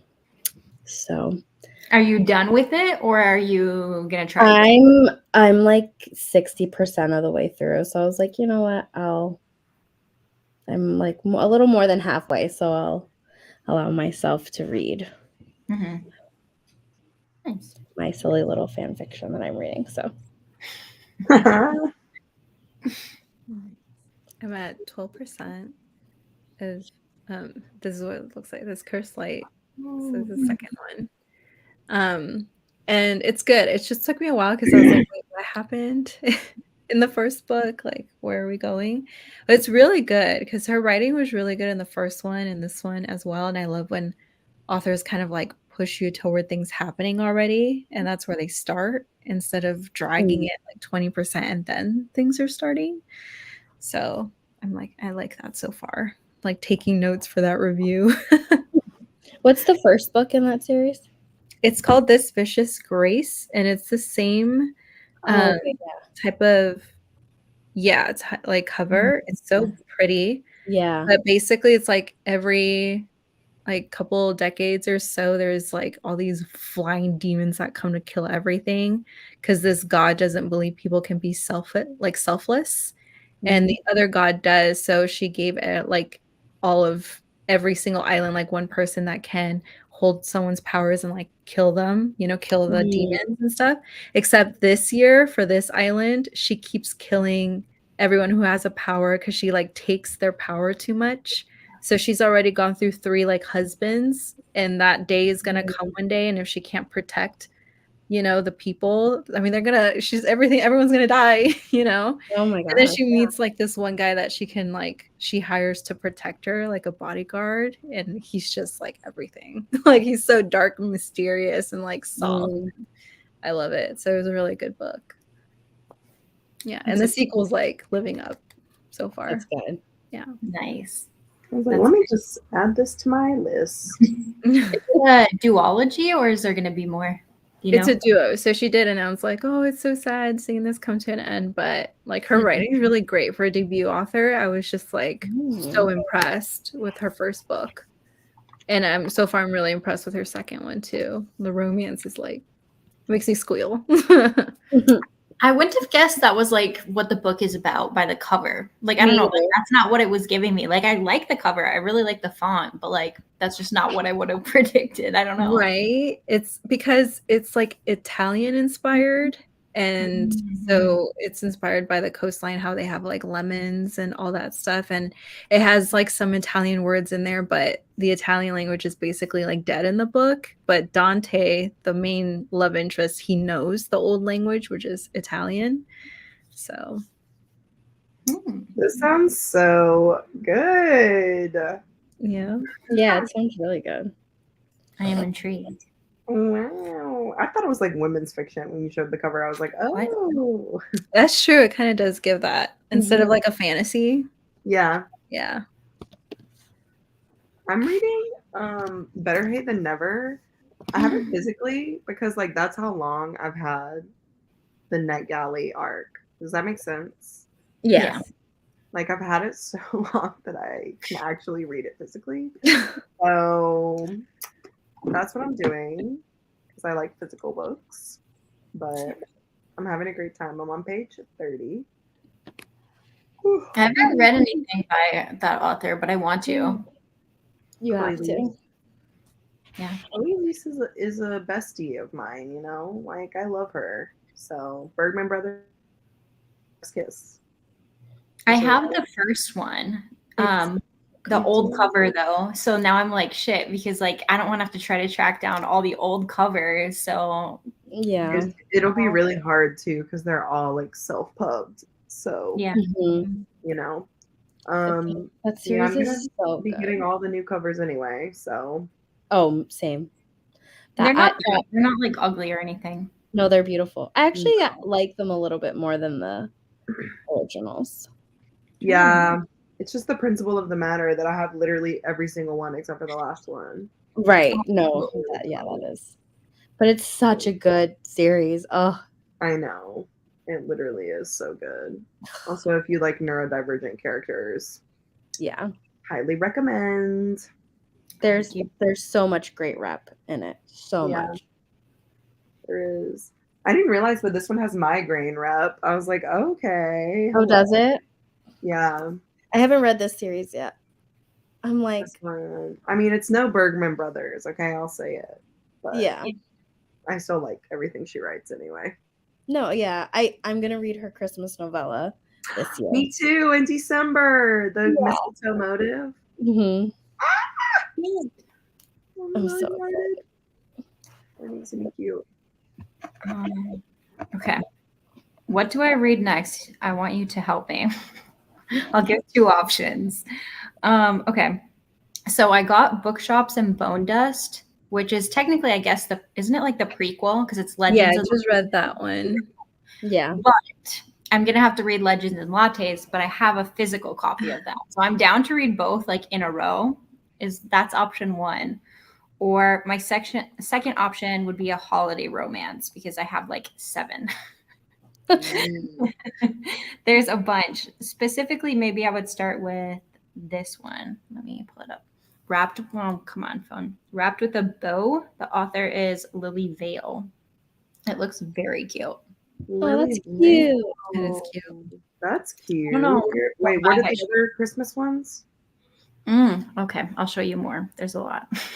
Are you in the mood for like a cozy, like 0 stakes?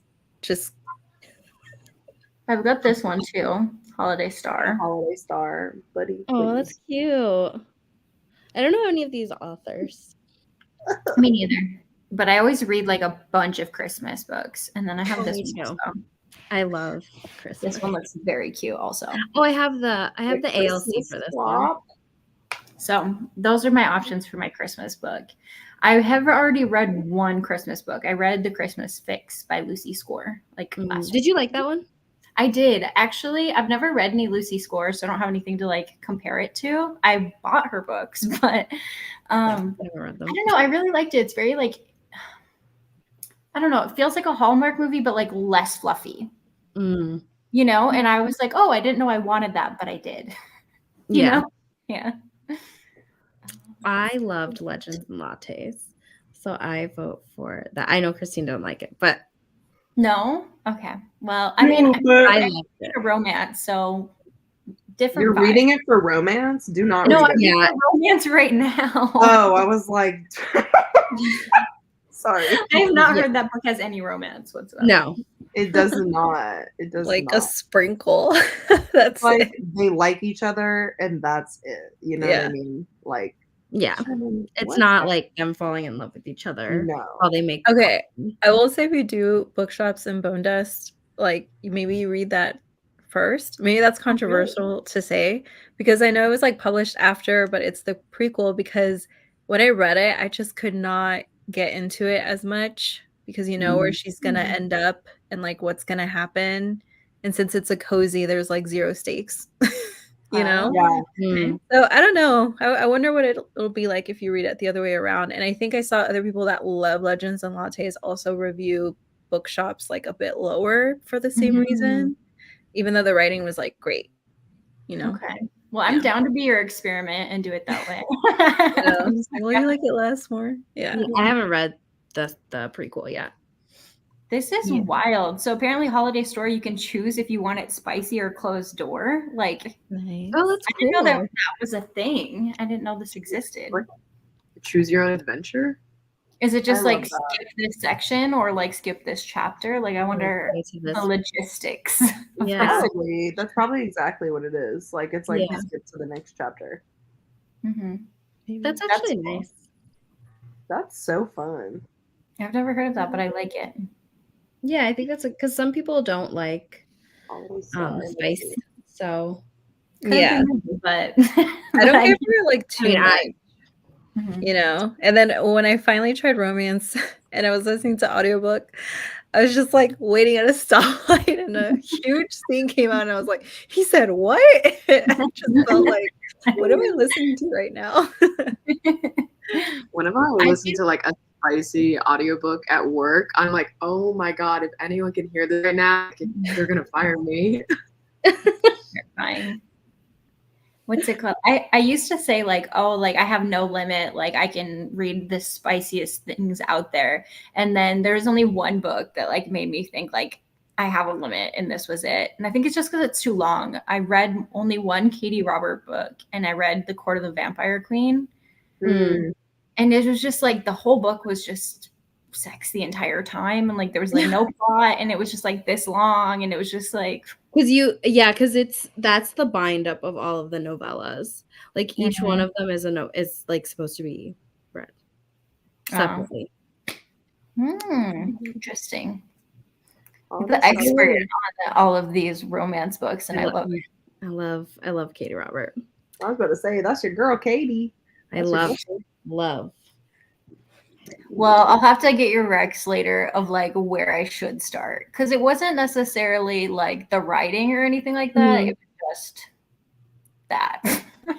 Yeah, like a lot of her novellas are literally just smut. And they're fun like for like a short time, but a whole like reading a whole series of them back to back, I like would not recommend it. Pass. Okay. Let's see. Let me see. I have some fun more questions. So let's see. Where do we? Oh, so this is more just like a curiosity thing for everyone about like the way that you operate as creators. I was curious if you create a monthly TBR every single month and if you enjoy doing that, or like how do you actually choose the books that you choose? Because I feel like some of the things, the reason I started like thinking of this question is because sometimes I think we do shit for content, but like we don't actually maybe like love doing it that way, or we're like, oh, this would be a good video, or you know, like other people are doing that, I want to try it, nope, didn't like it. So this was kind of my train of thought. So I'm curious like what your system is for how you pick your books. Sometimes I wish I was like that with content, because clearly when something's hot, it's going to get you like a click or a like or whatever. But I'm always like late because I'm like, no, I want to do it when I want to do it. So maybe a balance would be better. But, yeah, I'm not a TBR girly. I just cannot stick to it. The moment I like say I'm going to, I like put it on a TBR, I'm not reading it. So I'll like occasionally do it. Like I did one for like a fall TBR because it's like over, it's not like just a month. It's like a wider span of time. So I'm more likely to read at least one or two, but I can't stick to them. Yeah. Definitely a mood reader. I think that's why I also did like a recent readathon for fantasy. We're like ending, and it's like over 3 months because it's a fall fantasy readathon. And like all my prompts were very mood reader friendly, but also challenging enough if people wanted to hit like I read 30 books this month, you know. And I love going off of what people recommend, because I love like obviously I read what other people say on Booksta or like BookTube. And if we have similar tastes, I'm like, okay, they really liked it, I should go for it. Or if they make me curious, like I'll try. But it definitely depends on my mood and like library holds.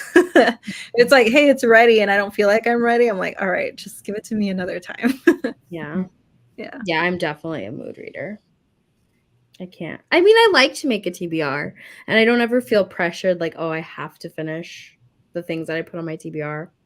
But yeah, definitely a mood reader. I do like a TBR outline. Just because if I mood read, if I mood read, I will like forget all the books that like I wanted to read in the month. Does that make sense? Like even so this year I haven't been doing TBRs because I'm like trying a different thing. Like I was trying to be more like mood reader, like loose, whatever. But I am like not that person, and I really admire mood readers because like y'all just pick up anything and like that's what you read, and that's like good. But like for example, this past month, I literally was trying to like figure out what I wanted to read in November. I forgot that Iron Flame was even coming out because I did not write it down on like a TBR. And so like for my book club, like all of the patrons were like, aren't we going to read Iron Flame? Like, aren't we going to do that? And I was like, you're right. Why am I crazy? Like, what the heck? So for me, like, I just like to kind of have a plan. And like, I think that's just on me trying to like keep my brain organized. But like that goes hand in hand with like new releases and like things that are coming out, because I just don't have time to like be on the internet 24/7 to like look like in the moment, like I have to like hear it. And that way I know when like I go back to like my reading journal, I can be like, oh yeah, that's coming out this month or like whatever. That's such a good idea. It's like not like I don't have to read everything on the TBR, definitely not. But it's, I guess what we could call it is like a TBR potentials list. Like there obviously are some books that like I for sure am gonna read, like Iron Flame, for example. But then other books, like I'm just like, oh yeah, I really want to read this month, so like that's gonna be on my November TBR or like whatever. So it's not like super strict, but it's like an outline for sure. Yeah, that makes sense. Yeah. I feel like I didn't really have like a system or anything, like besides book club picks, and then like if there was like a Netgalley release, I would prioritize those. But like last month was my first month trying to create like a TBR, but I purposely made it like super massive and not with the intent that I would read them all, because I never thought I would. But I purposely did 31 books for October to be like spooky, and then like I got like very specific about it, but I like separated some, like making sure some were vampires, some were witches, like all of these different things that I like to read. So then that way, because like I don't want to read 2 witch books back to back. Like I know I'm like this. So I kind of made this like massive TBR, and I read the most books like I've ever read. So I'm like, oh, this works for my brain to have like a gigantic. Yeah. I definitely read more with a TBR than like with mood reading. Yeah, it helps. I mean, I don't know. I think I forget stuff too. And like, I don't know. It helps me like think about like content wise too. Like, oh, what do I want to be creating this month? Like, looking ahead. But also right now I decided to derail like half of my Netgalley November to do the Hunger Games rereads. So, yeah. Yeah. Be flexible for sure. Yeah. I think so. Okay, same kind of vein, but do you guys do reading wrap-ups? I feel like everybody on YouTube always does them, and I feel like they're kind of hard for me. So I'm curious. I don't enjoy watching wrap-ups, so I don't make them. Tell them. Tell us more. Yes, that's not like anything against anyone, but I just don't enjoy. That's not the content I enjoy consuming. So I also don't like making it. So for me, I just like don't make wrap-ups. Wait, I want to know, like, why don't you enjoy like watching? Sometimes I find that it's very repetitive. Like if I've watched a channel and they've vlogged about the book, Mhm. I kind of already know what their thoughts are on it. So I just don't want to watch. And I feel like a lot of BookTube is reading vlogs, and or at least the people that I follow, it's reading vlogs or themed reading videos, not as many sit down videos. So I just feel like it's repetitive. And because I personally love watching vlogs, I just don't tend Okay. to watch reading That wrap-ups. makes sense. I like to watch wrap-ups. I haven't made one yet, but I will say I don't like doing a monthly TBR and then the wrap-up. I mean, I guess it's good to see like what you actually did read, but I feel like it's 2 videos of talking about the same books. So in that case, I prefer to watch the wrap-up because I want to know what they thought about it rather than like what is the potential there. Makes sense. I love this discussion. I feel like this is exactly what Monique and I have been talking about all year, because we're like 2 different people. I'm like very organized, and not saying she's not, but like I'm like the TBR person, and I'm like, okay, this is what we're gonna do. This is the content we have to make. Like, what are you excited about? And Monique's very like mood ready. So for her, she likes to do a TBR where like she's like, these are my potentials, but she doesn't like to do like wrap ups, kind of for like the same reason that you mentioned. It's like because it gets repetitive, or like for example, in the wrap up, she'll have like different stuff than she said in the TBR, and then she's like, oop, I didn't read any of that stuff, so what's the point? So we've been talking about that a lot this year. But yeah, for like us with content, I think we're gonna kind of go away from wrap ups, and instead of doing like really long wrap up videos, we just kind of like do recent reads of like 4 to 5 stars, like the stuff that we really like. And I kind of do a similar thing on Instagram where I like talk about like my recent like 4 to 5 star reads that you should be reading, but it's a very short video. Like it's not like a long thing where I'm just like, here are the highlights, this is the rating, you should read it, or like whatever. So yeah, that's kind of like what we do, or kind of like where we're going moving forward. Yeah. I feel you on like highlighting books that you like. Yeah. Because I've definitely tried that where, oops, like I missed a month on wrap-ups or something, and I'm not going to go back and highlight, all of it, because I think that's a very long video. Yeah. Plus the following month. So sometimes I'll just like smush them together, but I'll highlight what I really want to talk about, whether it's like, hey, this is really hyped, but here's my thought on it, like my honest thought, or mainly highlighting books I really like. So I was thinking about that the same way. But I like watching wrap-ups, especially when people put like chapters in them, because if I really want to hear what they have to say about a certain book, like that's what I want to focus on. So I add chapters too. And then I make mine like get ready with me style, because I like hearing them when I'm getting ready, So like I like putting on a booktuber I like in the background, or like another video as I'm like getting ready or whatever, or like whatever, cleaning or just something. So I'm always like, put me on while you're like doing the dishes. It's fine. Like I'll just talk to you about all of these things, or like get ready with me. And those are always fun to make, but we'll see how that changes like over time, Yeah. That's a fun idea to like think about, like in the beginning of your video being like, I'm going to forewarn you that like, this is not a video you need to watch. So go ahead and like do your dishes, and I'll make sure that I'll like say everything that's happening so that like you can do your thing. It's like, I feel like if someone told me that, I'd be like, oh, cool. Like, that's kind of a fun little, it's like a podcast. Yeah, I guess Yeah, because I enjoy them. Like, and if you really want to watch someone, I'm like, let me just not sit here for like 30 minutes, I guess. Like, let me like do something. I don't know, because I enjoy when people kind of like mix things up, like they cook and they talk, or like they're organizing something and talking. Yeah. Gives you something to watch, and like, I don't know, feels more engaging for sure. Like that. Okay. Let's see. What else we got? Oh, this is something that is also just something I'm trying to put on my radar for next year. Christine knows because I've been asking everyone this already, but I keep asking people about like their favorite bookish events that they've gone to. So book festivals, could be book signings, but mostly festivals. I'm curious if you've been to any and if you recommend them. I'm eventually going to make like a master list for people to look at of like what's happening in 2024, but just curious, like what are the good ones? Because next year I'm going to try to go to like 4 or 5. So maybe I'll see you there.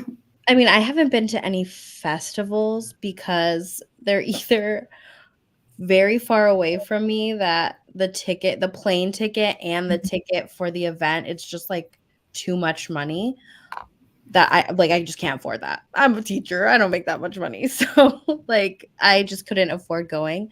But I have been going to a lot of book signings. And I'm so happy that they opened the Ripped Bodice in Brooklyn. So I've been going to events at the Ripped Bodice. Yeah. Sorry, Sherman he has like asthma right now, so he's like, yeah, he's doing like his little thing. Sorry. No, you're fine. My bad, Cammy. And yeah, so I've just been going to events like going to the city for events, which is nice to like have New York close by. Yeah. You get like massive authors, and that's like a huge bookstore that gets like as a romance reader, like they get the biggest romance authors. So so it's nice. It's nice. And then like we have Barnes and Noble Union Square, which gets a lot of authors too. For real. Yeah. So it's nice to like have that there because we obviously don't have BookCon anymore, which I'm really sad about that's not a thing anymore.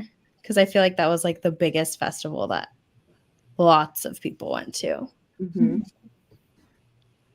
The only one that I've been to, I grew up in Kentucky. I live in Ohio now, so I guess it's only really relevant if you're kind of in the Midwest. You could travel, but the Southern Kentucky Book Fest is really cute and fun. It's kind of small. They do it usually at Western Kentucky University, but they like get some pretty good authors in. One year I met R.L. Stein, like the author of Goosebumps. Yeah. And they had Lemony Snicket like scheduled one year, but he canceled like last minute, which devastated me. Of course. But they like really get people in, and then they do like kind of smaller, intimate panels with authors about like more specific like genres. I was like more so in high school when I was going, so I was like eating up like the young adult fantasy writing panel, and you can ask them like questions, and there's not that many people there, so you can get like pretty much talk to everyone.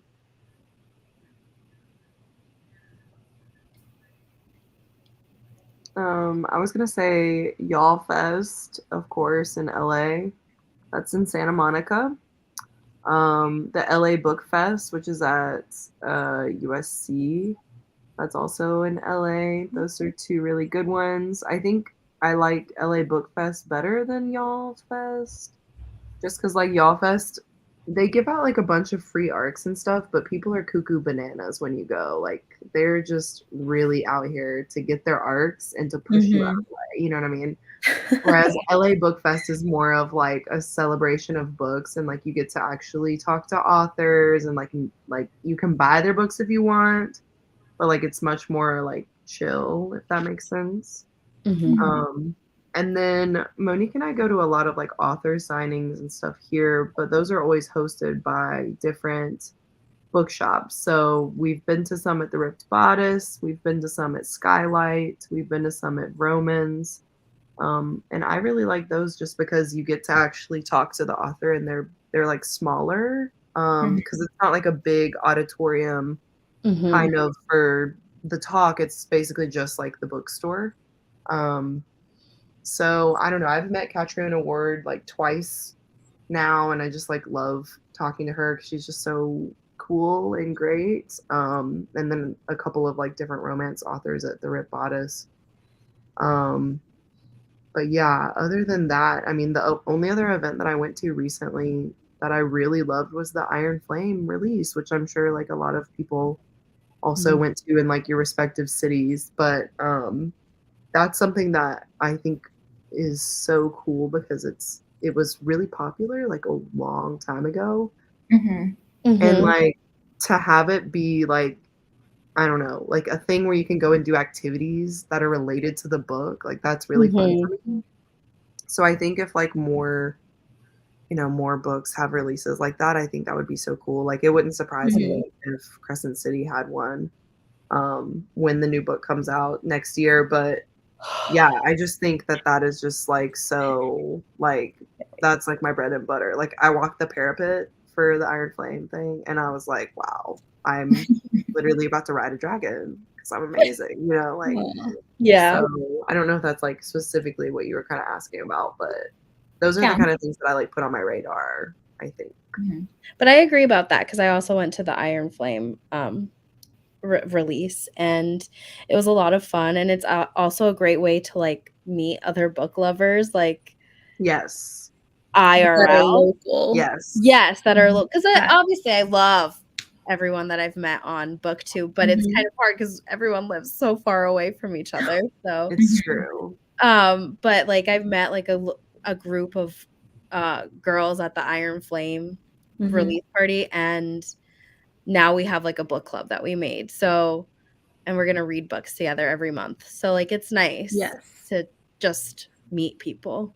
No, I was Yeah. gonna say the same as both of you and like Nikki over here. I was really excited for that release party because I was like, they're local. It's the same genre. Like obviously if they like this, they like fantasy, or whatever. Yeah. And that was really nice. And I was just like, let's connect if we can, like over on the gram or wherever. Because you're around me, we can actually meet in person and like geek out and do stuff. So that was so special. I haven't seen a midnight release for a book in so long. So that was like really, really just special. And I loved all the special drinks that they had at the bookstore I went to. Oh yeah. So sweet. So that was really fun. But as for like actual festivals, I feel like I've barely heard of like Y'all West, Y'all Fest, a Polycon, like these balls, like book balls that happen. And yeah, they're so far. They're like, I feel like all of them are like in the East Coast or like like, in the middle book of balls the are like in city. Like, England. I was like, I don't know. And I don't know if I'll try like a Y'all West one, especially hearing that because I did see online like so many people like take a cart for their arcs and like race through everywhere. Yeah. I was like, that would cause me so much anxiety. Like, can I enjoy? And it's like kind of sad because it's like if you really wanted something and you don't get it, like I don't like that. Like I'm like I'd much rather just pay for it than like get my hopes up. Yeah. So, but that is a good one. You can actually like meet the authors there too. It's just like a little more hectic. Yeah. So I think individual signings are really fun, but I'd like to try a festival sometime. It gets so pricey too. Like I'm up in North California, so LA isn't so far, but it gets crazy. Like whether I drive there or have a plane, like gas is insane, traffic's insane. Like you have to find a hotel, like all this stuff. So yeah. So I'm in Arizona and we have the Tucson Festival of Books, which I feel like nobody talks about online because like it's run by boomers. Yeah. Which is like fine, but like they're not good at marketing. And like when you do look at like the website and their social, like the logo is like old and crusty and it's not presented very well in my personal opinion. And I have put this in a feedback survey, so I don't feel dirty by saying this online. But they do actually get like a lot of decent authors. And last year, like I met a bunch of different romance authors. I've gone the last 2 years now. Like they had Veronica Roth. Their biggest get was, ironically enough, Bernie Sanders, because he wrote a book. So that had like a whole stadium that they like did a thing for. But it's free. And then they have like specific events that are ticketed, but it's just to like reserve the seats that are also free. But not all of them are like that, but like the big ones are. So I wish that was what it was like. It's one of the top 5 biggest book festivals in the United States, actually, like size-wise. And it's all outside. It's Arizona, so like it's spring break weekend for the college that they hosted at. And so they just turned like the whole like grassy part of the campus like into tents, and it's just like bookish related tents. Like one of the indie bookstores like makes like a little bookstore outside. It's really cute. Oh, that's so cute. They need a revamp. They need someone to come in and revamp the whole thing. Yeah. Yeah, they instead of being one of them. I keep telling like every single year when I get home, I'm like, what are they gonna do when the boomers die? How is the festival gonna live on? And I like have like all of these like thoughts about it. And then They're I like, like write some feedback survey and I'm like, you need to tap into your younger audience. You need creator panels. Like I give them like all Oh my these, like, goodness. Yeah. passionate about it. I would really love to go to Love in Las Vegas, which it's a romance book festival, but they always have such great indie authors there. For me, I'm in Jersey, so going from Jersey to Vegas is so expensive, and then paying for the hotel, the airfare, the ticket for the event. I'm like, I'm gonna drown. You gotta make it. This is where you take like a book wild. trip, like Yeah. a group. Because I know like someone was messaging me recently, like a friend I really like and is on here too.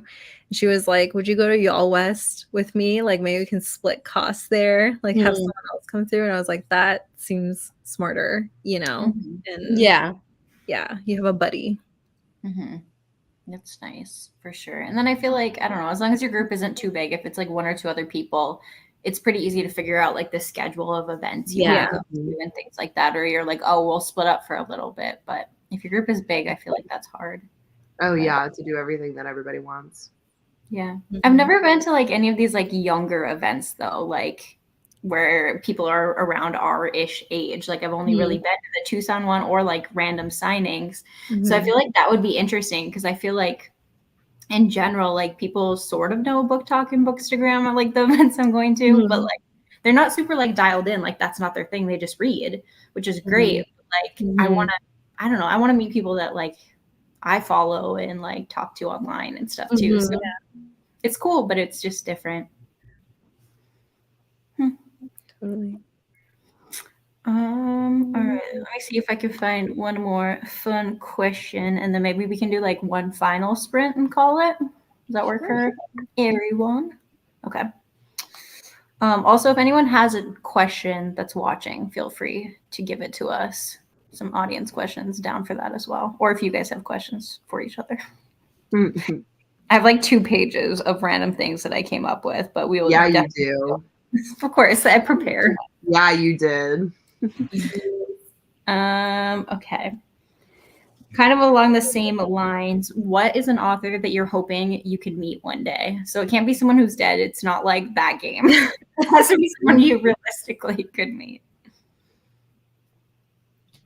I was like a big Stephen King fan growing up, and I came so close to meeting him once at this signing in Louisville, and it was a missed opportunity. And I remember being like, oh my God, I have to meet him before he dies because he's gonna die soon. And I still haven't, but I would like to meet him. I'm like not as much of a diehard fan anymore, but I mean he's like a legend. Yeah. Where does he live? Do you know? That's a really weird thing. No, but like I have He's like, yes, his address is. Okay, because I have a friend who posts about books online. Her name is Dawn. She's super cool. But she did this like run. She lives in Kentucky, and she did like some sort of 5K or something recently. And when she was like making her vlog about it, there was a man there who looked exactly like Stephen King, who was a very like interesting looking individual. Yeah. So I was like, does Stephen King live in Kentucky, or are there weirdly 2 people that look like this in the world? I guess there's 2.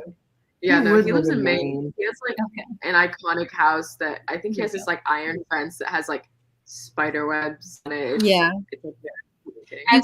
can actually tour his house. That's cool. What? That's crazy. What is he doing? He's having people up in his house. He's trying to be missing. I mean, not when he's there. He's not there, but like you can. That's cool. That's a good one. I'm trying to think because I feel like I have like 3 authors at the top of my head, and I'm like trying to narrow them down. I have a list if you want to hear it. Just say all of them. We're good. Okay.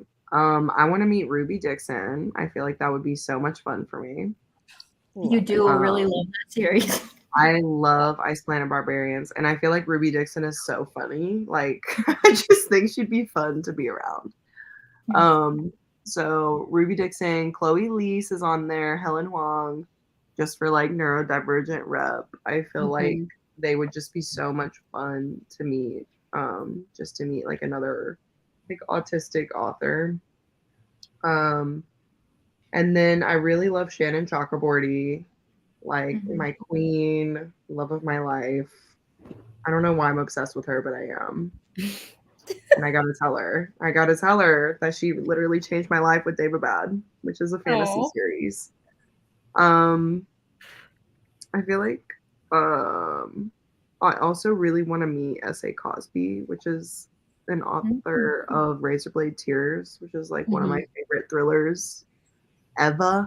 That cover does not give thriller energy, by the way. Like I feel know. like it gives well, because it's like technically a revenge plot. Like it's not like a thriller where like somebody's coming after. You know what I mean? Like with that level, but like the tension is in the revenge plot. But that it's just so good. That whole story made me cry. Oh, so good. But yeah, He's so nice too. He's like, I know he's literally so like we've DM'd a couple times because he's from the South too. So like me and Monique are just like, hey homie, like what's going on? So like he's just so nice in DMs and stuff. But like I would love to meet him, I think, in real life. he's so nice. Yeah, he is. And every time I listen to his audiobooks, he always has like an excerpt, like an author interview in the back, and he just sounds so nice. Like he's just so excited that people are even reading his books. Like, I know, he's so like down to earth. You're like, of course we're gonna read your books because they're good. Like, what do you mean? Anyway. So yeah. It's a good one. Good list. Yeah. It's growing. Did you think of your list, Joanna?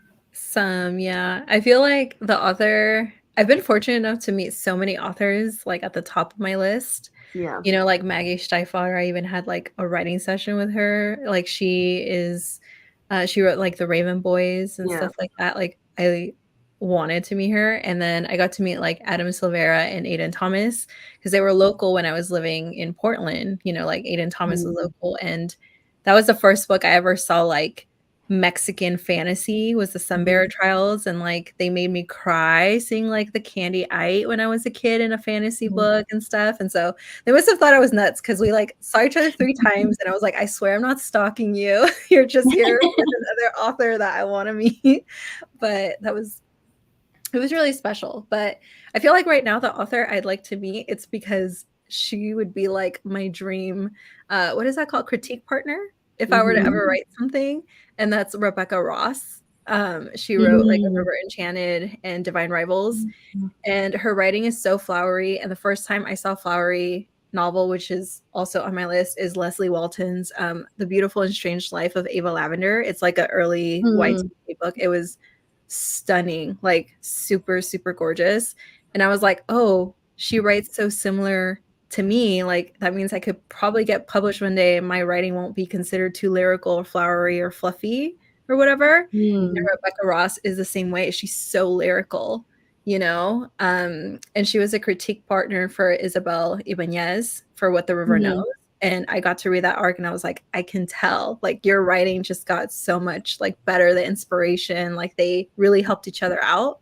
So I feel like I would just want to meet her and be like, can we be friends? Yeah. Like, I don't even know how to convince you to like keep contact with me and help a girl out. But that would be nice. She's on my list too, which she just released her tour schedule. And she's coming to Barnes & Noble Union Square. I know, you're so lucky. She's just out there. So I'm like, I'm so excited. So she's on my list. I loved Divine Rivals so much, and I have like all of her books on my backlist, all of her backlist books on my Libby now. I'm just like waiting for them to come. I really want to meet Pierce Brown.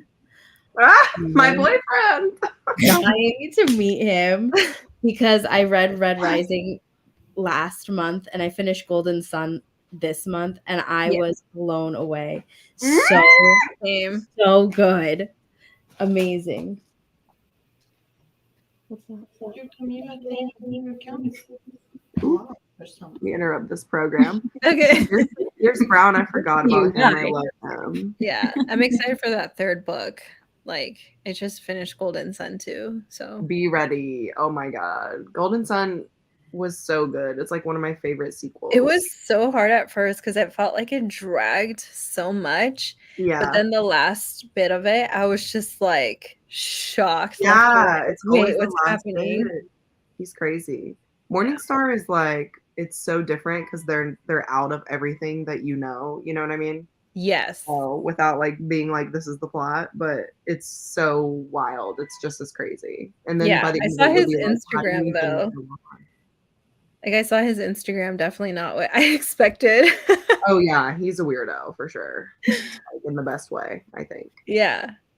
We did like Cammy was on it, but we did like a reader dare thing where like we were just doing all these like crazy dares while we were reading for like 8 hours straight or whatever.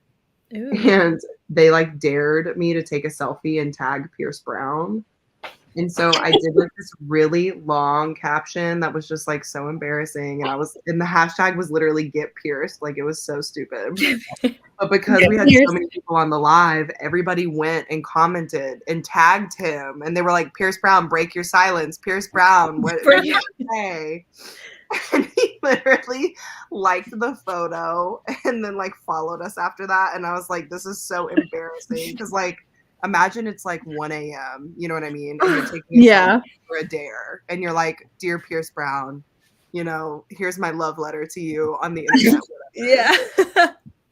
That was like MySpace, Tumblr days. It was so, oh my God, it was so embarrassing too. It was so funny. I love it. Yeah. It was so funny. I think That he'd sounds be like a fun funny to, live. meet. It was. That I was hope so you do that again. That was a fun Yeah. Yeah, Reader Dare is a fun time for sure. I'm currently reading Jade City. It's so good. I They can't say wait. it's so good. The I feel like I ending only is hear good really- things. Like everyone loves it. Oh, and it definitely is a heart wrencher. Like every single one of those books, something crazy happened. You're like, oh my God, what am I doing? I'm loving it. Who else? I know. I'm still trying to think of mine. I feel like I've gotten to like go to a bunch of events like in the last 2 years. So I've met quite a few. Yeah. Like I met Adeline Grace recently. And I mean, I've already talked about Blood on it like 4 times in this live, but that was really cool. And like the weird part about that one, I don't think I've ever said this story before, but I was on my way to go to her book signing in Arizona. And I was a part of her street team for Belladonna. So I read it early. Mhm. And then they didn't really do like another thing for Foxglove, but she keeps that Discord active. So she still like chats in there sometimes, which is super cute because like that was like her first team of readers and she'll like talk to us and stuff. And like she even met some of them for like breakfast at an event recently. I don't know wherever they were. That's cute. But like she just seems like so nice. So I was super excited to meet her because I love those books and I love also her other duology. So I was driving up to Phoenix area to go meet her. And then my fiance had texted me and he was like, what book event are you going to again? And like, this man does not read. That's a weird question. Like Okay. he doesn't care specifics. Like I was like, why are you asking me this? And he is in a MBA program right now of like, there's 4 or 5 people on his team and they have to like work together on their assignments.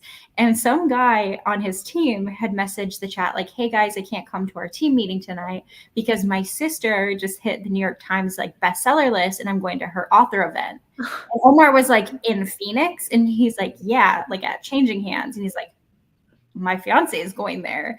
And so turns out that this is like her brother is in Omar's What? class. And so Wow. in line at the event, he even said like, I'm like a 6'2" guy wearing like combat boots. And like everyone in that room is like a 20, 30 something girl. So like, it was Yeah. weird to see him. And so I just like went up to him and talked to him for like 20 minutes. And then when I met her, she recognized me. So I was already like sweating and I was like, this is so cool. Like, this is really nice. And then I told her, I was like, hey, I guess we kind of like know your brother. And she's like, wait, and that's you too? I was like, I Yep, don't know. This is that's weird. right.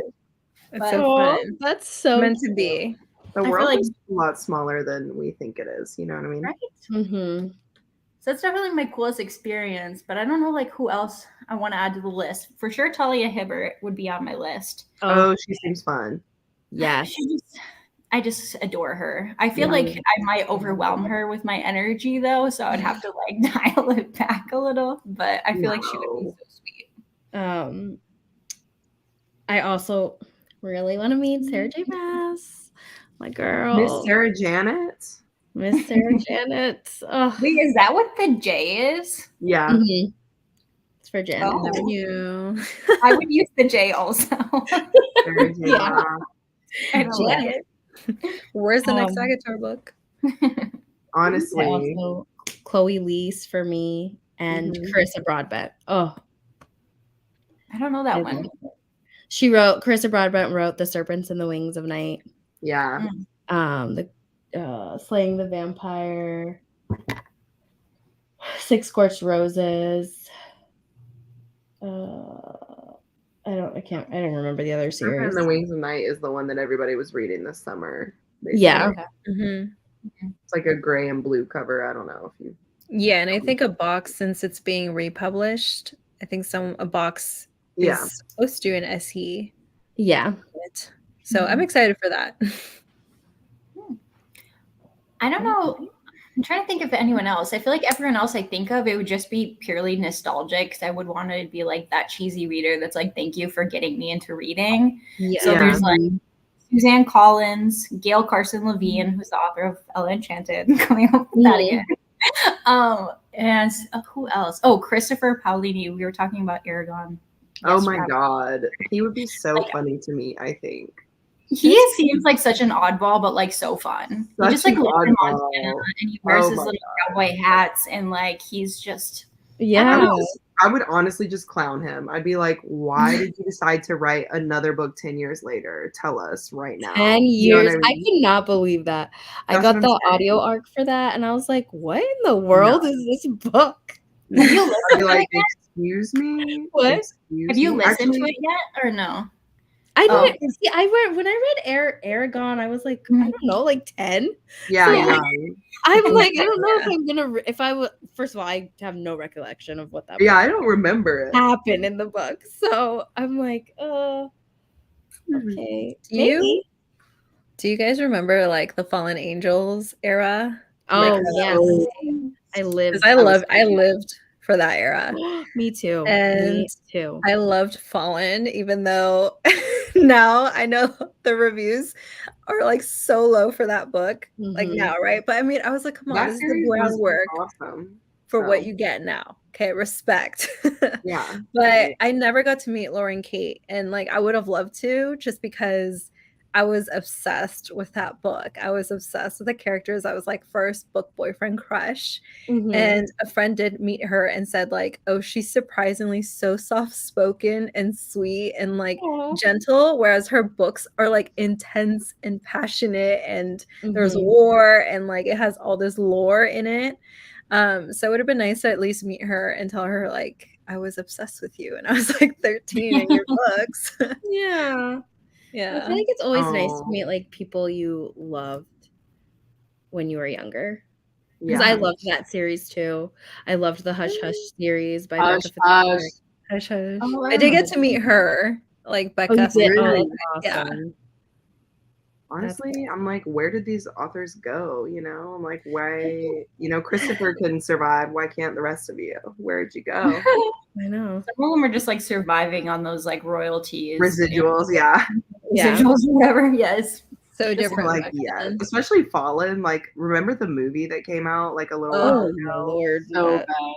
I know it's That so was a bad, bad but guess what? adaptation. I love that movie. So I didn't even please. bring it. I you know what? I recently rewatched it and I was like, I just want something. I feel Yeah. like I just want it. And actually, did you know they're making it to a TV show? Yeah, they are. Wait, Yeah. on Freeform? It's such a Freeform TV show.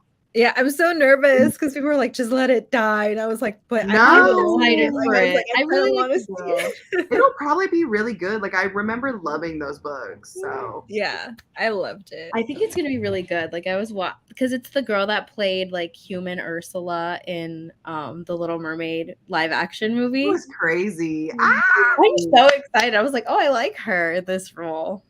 Yeah, she'll be good. She'll be good. I'll watch that. The Hush Hush movie has been in works for like probably a decade at this point. And when I first read it when I was like 13, I was in this weird like acting era. Like I was auditioning for weird little B movies. And when I saw they were like casting for it, I sent the author an email and I was like, hi, I think I'd be a really great Nora. I'm 13. Obviously, he did not respond. But after that, I was like, It's so funny because even for Fourth Wing, I was like, can I just be one of the characters, like even charcoaled? Like, I'm down. Like, just put me in there, put a reader in there. Let me be a part of it, the background, you know? I mean, I'm sure if they film that in LA, you could always sign up to be an extra. Christine, you gotta let me know too. I'll come down. I'll be like, we'll line up. We'll get in line. Literally. I'll be like, okay, I'll get a casting company just for casting us in that. You know, as the background. Okay. The book to screen adaptations will just show up. Like teach us to cold email. We'll cold email the right people to be like, we should be included in this. We could probably just send a little email to Rebecca and be like, hey, what's up? We're some booktubers. Wouldn't it be funny if we were in your movie? He, but really? But really? You would love that. It's like what they did with the Mean Girls trailer, like the Mean Girls musical trailer, how they had like the influencers. Yeah. We could be those people. Or like Shadow and Bone, the people that like the girl that ended up interviewing all of them. Sophia. You know? Yeah. Sophia, yeah. Well, even when like Divergent was being made back in the day, there was a booktuber who was an extra in Divergent. So that's cool. That's awesome. That's what I'm saying. Like, anything's possible if you just believe. Like, she just submitted like herself. I think she submitted on Actors Access, and they needed extras for all those scenes. It's like I'm ready to brag better. Ready to advocate for myself. I got to I forgot about this. I got to be in an audience of Oprah's book club once for like her Apple like TV taping. So they were coming to Tucson, Arizona, for a very controversial book, which is American Dirt, which exploded online because it's a story of like a Mexican mother and her child escaping Mexico because of dangers there, but it's written by a white woman. So it was a lot of just controversy of like, why is that the story that exploded and got like a 6-figure deal when like that's not her story to tell. Right. So it got super, super heated. It wasn't because people didn't like the book. Like the book itself is well written and all of that, but like weird. So then it got like super heated, and they decided to go to Tucson specifically because they were going to go to Nogales to the border and like talk to people at the border that worked there and like, I don't know, have a more like on-site. Weird. It was weird. That's so weird. My fiance is from Nogales and he's like Mexican. So we were like, had this whole like conversation about how weird this is. Like, I don't know. It's very odd. And then, so they decided to do the taping in Tucson, and then her team like found local book people. So they invited me and said to like invite people in my book club. So like a bunch of us were there in the audience, but they like made us sign an NDA, and I'm pretty sure we had to like put our phones in something, and we had to sit in this like little room that was like super lit up and bright and just like sit there silently forever. And it was just like funny because like I feel like I've never been in a big group situation in forever where like people don't have their phones. So like everyone at one point was like actually talking, and I was like, this is kind of cool. Like people are actually conversing with each other because they don't have their phones to stare at. And then she came out of the door like right next to me, and nobody noticed. And I literally am so dumb. I'm just sitting there like, like gaping, and she started laughing, and then she went like this as she always does, and then everyone like started cheering, and it was very cute. But I don't know, the whole thing was like super awkward and intense because like they brought like some of the publishers, and they were asking the publishers, so like, why did this story get a 6-figure deal? Like they were like on the hot seat, and we were all just like, Yeah, the drama. You're like book tea. So I guess maybe that's a good one to be at, but also like, I don't know, bad one at the same time. If An like secondhand experience. embarrassment, it would not be good, you know? Yeah, your resume. Yeah. I know that's why like whenever people look at my like book club shelf and they see that one, I'm like, wait, I have a disclaimer of why we read that. Literally, Oprah came to my city. Police. I was like, we didn't just pick it because of Yeah. You know, it's like I had a reason. I should read the book if I'm gonna go to a taping. Also true. I know, at least I did. A lot of people there didn't read it, but Oh, And I I was also- gonna say. Go ahead. Go ahead. No, go ahead. Go ahead. Oh, just that it might be hard to read before like the event. I thought if it was like just released or something, that would be kind of hard to expect someone of like, oh, well, I was invited, you know, and then I heard what the book was about, then I read it, versus it's been out for like months or something, you know. But I don't remember the timeline. Like I know we got a bit of a heads up, but it wasn't super long by any means. So yeah. I think now too that like COVID restrictions are like lighter, we're gonna get more events and more things. Like, I'm hoping with all hope that they bring back BookCon. I'm hoping. They have events at the Javits Center all the time, so I don't know. I'm hoping. Just make some noise online. Yeah. It's the only like really big book event that's ever been near me. Because I feel like there's a lot in LA. Yeah. There's like not. I mean, they're like a big, huge community event, not just like individual authors in my area. I mean, I think a lot of like the big ones, it's definitely like a weather thing because like half of it's outdoors, so it makes sense. But like if they were already doing it before, they already know how to do it. And like Yeah, like it used to be at the Javits Center every year, which is like it's huge. And they're still having events at the Javits. I mean, they shut down because the Javits Center was used as like COVID, but Like they do Comic-Con. It's huge inside. So like I'm sure they could, because then you could add like they do vendors and you know, like licensed shops and stuff, so that you're not paying like $30 for shipping. You know. It'd be fun. This is a very good comment. How did no one mention the samurai turned pretty during the adaptation conversation? I'm really I was torn. literally gonna say it when I popped in, and then I was like, "Oh, we'll get to it," and then we never did. So it's fine. I'm torn with this one because I loved season 1 and I hated season 2. I didn't even finish. I didn't finish season 2 either. Yeah, It was just boring. I think I just fell off. It didn't keep me as much. Are you Conrad or Jeremiah? Oh, Conrad, for I knew sure. it. I knew it. For sure. Not Jeremiah. We have opposite tastes. At least you don't fight Funny for the baby. same one. Yeah, that's true. Except for Cassian, we both love him. Yeah, but Cassian's not my favorite bad boy. Asriel is my favorite bad boy. Okay, he can be mine. I like read the series with like right probably after the show came out because I wanted to watch it, and I still haven't watched the show.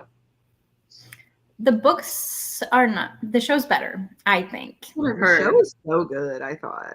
Like The for books- first season. Oh, The the books first are season is fantastic. She's really young in the books. That's I the mean, I thing know. is like we're too old for those books. I think that like we're She's, reading like, them and she's 15. really annoying. Like she's an annoying teenager, and we're not Yeah. annoying teenagers anymore. So like it's awesome. Anymore. Yeah, I mean, I read it when I was really young. So I think I was 15 when I read them. So Then they would hit. Like I would have loved them then, and like I can appreciate them for what they are, but like I'm like relating to the mom in the story, and I'm like belly shut up when I'm reading, which is not a good reaction to have. Yeah. Belly. She's Oh, so- Belly. I just can't I believe know they I called did her. it.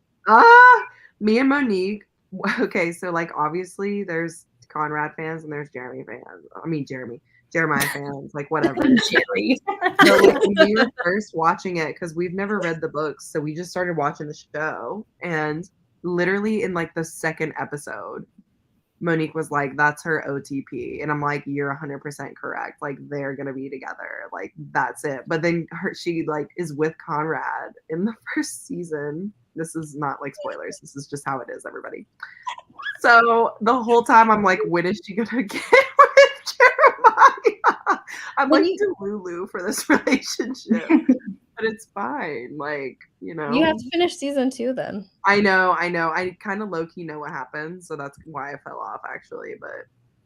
But yeah, it's just it's so this second season was a little bit boring. I will be honest. Conrad is so whiny. Like, you know what? Conrad has a lot of emotional problems. Yeah, he really does. There's a lot going on right now. Okay. I love Conrad. And Jeremiah only wants Belly because Conrad was with Belly. Let's be honest. I honestly can't. I don't know what the case is because I feel like. Well, anyway, we won't get into it because spoilers. But yeah, I mean, like even if you're just watching for season 1, like when they're about to kiss and he like ruins it, it's just because he's mad because Conrad gets everything first. I know, but then I'm like. But I feel like Conrad didn't make a move until his brother showed interest. I'm like, maybe it's just a tug of war between them both. I feel like in the book, my experience with it on the third one, which I won't say like who, but I think it's so clear that the author like decided which one she wants, so she makes the other one so annoying. So that because like in the middle of the series, I was like, it could go either way. And then by the last one, it was so obvious. It was like, okay, damn, I get it. Yeah, like he's not the one, you know? Yeah, she forces your hand for sure. Yeah, I was the same way. I liked both of them so much until the last book. And then I was like, oh, yeah. I kind of low-key hate it when authors do that. Yeah, when we were talking about icks, I was thinking about number one thing I really hate is when an author clearly establishes a character and then makes them do something that does not make sense to their character. Yes. For the sake of the plot. Yes. And so that really frustrates me. It happened in A Curse So Dark and Lonely, like the series. It just I got so mad. I was like, look, I get it. If you want to break my heart, like killing someone, changing someone, shipping someone different. I'm not that type of fan that's like, my ship didn't happen, so 1 star, you know? Yeah. But I'm more like, this ship make no sense. Like, don't lie to us. One star. Yeah, like why did the character do that, basically? Yeah. I don't like that. Just like Asriel's point of view and pretending that chapter did not exist, because I was like, this is terrible. This is icky. Oh yeah, like how he was acting. I was like, that was 100% though. Ew. Yes. I love that chapter. I loved that chapter so much. Elaine. Character Mouse is just interesting because of the way that she can manipulate her audience. Like I've thought this for years. Because like she does it in Throne of Glass, like even in like the early Throne of Glass books. Oh no, I just started that series. Okay, well, I won't say anything about that, but like I'm mad because even when I read like ACOTAR, which like okay, I liked the series, but the first book to me was so bad. Like I'm very honest with that, and I was just like, who is this guy Tamlin? Why would he be doing these things for free? Like I hate when authors I'm like, this doesn't convince me, you know. And so when things changed, I was like, you're just like, are you mad at an ex and like this is what you made? And then I realized there was an interview where she said yes, that was exactly what was it was about an ex, they broke up and she changed things, and I was like, you're the problem here, Miss Mad. Like you're the problem. Because and then like Josh, you know what happens to Feyre later, you know, I don't want to give spoilers, but in the most recent book, that was also because of something she went through directly that she threw that in there. And I was like, I get it. Like it's your Girl, story. we knew that. Okay. That makes stuff sense. came out of nowhere. That was out of pocket. I'm gonna say because it happened to her. And I was like, so are you Feyre? Like, is that why? Well, yeah, like she said that that was like based off her life, basically. Yeah. So and Nesta's whole journey of depression in Akosif is based off of her journey with depression. That I appreciated. Like I don't like I just gave a review on A Court of Silverfoot. I'm like editing it because I just have mixed feelings about it, but I did appreciate her journey for sure. That's my favorite. Love that book because it shows Rhys being like a dickhead. and it's like because it's written from Nesta's POV. Yeah. Like that's how she sees him, you know what I mean? And that's kind of like what I was saying with Sarah J. Maas is like she has such a gift almost of she is, yeah, with her point of views, like her POVs, because she can make the audience hate a character based on the POV that they're reading from. You know like what I mean? Aries, my man's Aries. We'll see what happens there. But yes, I'm starting Throne of Glass, so I'm not ready, but I'm ready. Throne of Glass is so good, It's but so also it's good. like you can definitely tell it's like her first series. You know what I mean? I still thought her writing was better in Throne of Glass than it was in A Court of Thorns and Roses. Like first book. I'm talking about first book.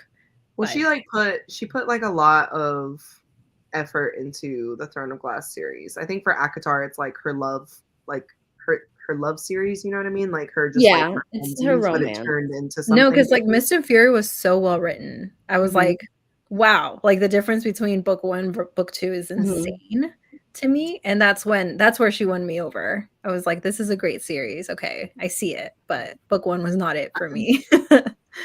I'm in the middle of Mist and Fury right now, so I'm like ready. Like enjoyed the first book well enough, but I think going into it, I had like heard online so much about like we'll just wait till Rice comes in. So I was like never even convinced in the first book. I was like, it just like didn't grip me because I was like, well, I don't care about this guy then. Yeah.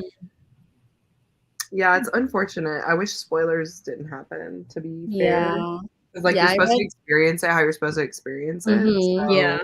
That's why with like Throne of Glass, so much happens in that one. Like, don't let anybody tell you anything. And do not look at any fan art. Please. I was trying not to because I was like, I hope I didn't spoil something. I was so upset though because someone like DM'd me a spoiler directly as I was literally saying on Instagram, like, oh, this is new for me. I don't know who to like ship if I'm supposed to. And they literally says, I was so upset. And like other Throne of Glass peeps, they were like, it's okay. It doesn't exist. Just pretend it's not real. No, that's why I don't talk about it. Crescent City is amazing. Yes. That's I be telling people, I'm like, if you DM me a spoiler, you will be blocked from the account. It's a serious offense. Spoilers are very serious. So ridiculous. So rude. Yeah. It's very rude. Yeah, it's very like disrespectful, honestly. Especially if you know, like somebody knows that you're reading Throne of Glass right now. Like, don't DM me anything until after I said I'm done. You know what I mean? Yeah. Like they know that. Okay. Like not only even like for your own like personal sanity and feels about it, but also like we're all creators. Like we make reactions and like videos and content surrounding these books. So like you're literally ruining what I make. Stealing the reaction. Yeah. Fortunately, it was like small enough, but still, I don't like any spoilers. Like zero. I don't care if it's a freaking dog dying or something. Like, don't tell me. Nothing. That's a spoiler. It happened twice. Or Throne of Glass, and then a different person said something that happened in Rule of Wolves that was actually significant. I was pretty upset with her for a while. Like most significant thing in that book was it that? No. Okay. Was it the second Rule of Wolves then? Like the second book? Yeah. No, it was King of Scars maybe then. Okay. Tell me later what it was. No. Things happen. And so like something happened in the show that actually does happen in the book, and I didn't know it happened in the book. Oh, okay. I was like, oh, that was wild that happened in the show. And they're like, you're like, where did that come I cried when it happened and like blah blah blah. And I was like, excuse me? I thought that was just a show. You know, that was so upsetting. And like they knew I hadn't read it yet. So rude. Number one bookish offense, I think. It's not Truly. It's like literally you're in jail after you do that. Oh my gosh. Straight to jail. No. Anyway. Thank you. I appreciate the support. Honestly, I'm very serious about it. Somebody DMs you, send them to me. Yeah, just tell us who it is, and then we'll find out what they're reading. Oh my god! You're like, go. Give them a stern talking to. That's why I haven't posted anything about Iron Flame. Nothing. No, because I feel like I don't. Well, I finished Iron Flame, but like I don't want anyone to like be spoiled. Well, it just came out like this month. Like people are still getting their pre-order. Like, you know what I mean? Like some pre-orders are running late, like stuff like that. So because I like had everything blocked, like all the hashtags for Iron Flame blocked, and then when I finished, I unblocked everything. And then, but so many people just like, oh, this happened in this chapter on their stories. And up. I'm like, no warning. Straight up. No warning. Rude.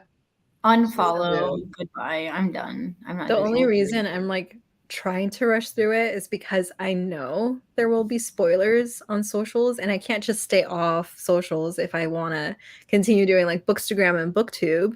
You Yeah. know, so otherwise I'd wait years, because that's what happened with Call Down the Hawk. I literally waited years to finish it because I wasn't ready. That's how I feel about Pierce Brown's series right now. Yeah, Lightbringer and everything. Yeah, I'm not ready. I still have not read that book because I just can't pick it up. Something's wrong with me. Bryce, we did talk about this already. So You missed it. I also did go read. I read her post when I was supposed to be reading my NetGalley book. I did go read it. I did want to find out. Like, sad. I feel so bad. For, I personally hate Shadow and Bone and Six of Crows. I feel bad for her. Okay. It's okay. We can still be friends. No, we Christine had knows. like Christine a knows. whole discussion. That's why she's saying that. Yeah, I do not like this. This is a book that if I could unread it, I wish I could. No. That's how much I did not like it. But It was Me torture. loving but it is disappointing. You know what I mean? When like But an I feel author so bad for her. Yeah, I and love like the way in which like it was so hyped, you know what I mean? Like people were so excited, but I honestly think it's because they like did not follow the books. I'm not kidding. Like I think mean, I the thought fandom was, season like, 1 was fantastic. I loved the show. Like I loved season 1. Season yeah, but 2 like was- I'm just saying like the fans weren't as committed in the second season because they were like, what do we expect? Because we're not following like the Mhm. books, you know what I mean? Like Yeah. like literally Joanna just said, there's stuff from freaking Rule of Wolves in the second season or whatever, and it's like that That's shouldn't be wild. happening. Yeah. Apparently, you know, I didn't know, but apparently, I know it's kind of sad though because the costumes were amazing. So And good. The production the was barrel great. Yeah. was amazing, and like that was literally like the perfect cast. You know, like when I look at the crows, I'm like, yes, that is Jesper, that is Kaz, that is Nej. Like I was looking forward to Matthias's storyline, and I'm just so sad for them in that sense. I'm mad at the writers for making some of the fight scenes so cheesy and like corny in season 2. And I just love that you're like literally listing off all the crows. Like, forget Shadow and Bone. We want to see the crows. Well, I think they should have focused on Six of Crows too. Like, Mhm. I don't know. Honestly. Yeah, Honestly. I'm not I a feel like Shadow that's and cool. Bone enjoyer, but I did love Six of Crows. And I still haven't watched the show because I wasn't sure whether or not Crooked Kingdom would be in it, and I haven't read that yet, so I didn't want to potentially spoil. Oh my god. Season You've 2, got to yeah. read Crooked Kingdom and get Some of your, it. get your tissues. But that's what upset me, because you should read the book. The storyline for Crooked Kingdom is so good that when they just threw it in the show and like rushed it and like Thank you. I'm it like, was what so the bad. fuck? I was Percy livid. Jackson is not gonna get canceled, Bryce. That's It's not just, getting canceled. Absolutely like not. they've got money to run that show forever. You know what I mean? I can't wait for Percy Jackson. I'm so excited. It's gonna for be that. so good. Like I loved those books as an adult, like whatever. But like I think the show is gonna be so like just wow. Just If so you- good. The cast looks good. So you think they hold up as like an adult reader? Because I don't know. I like missed the boat. Like maybe I was just slightly too old or something. But Yeah. I think it Yeah. just like depends.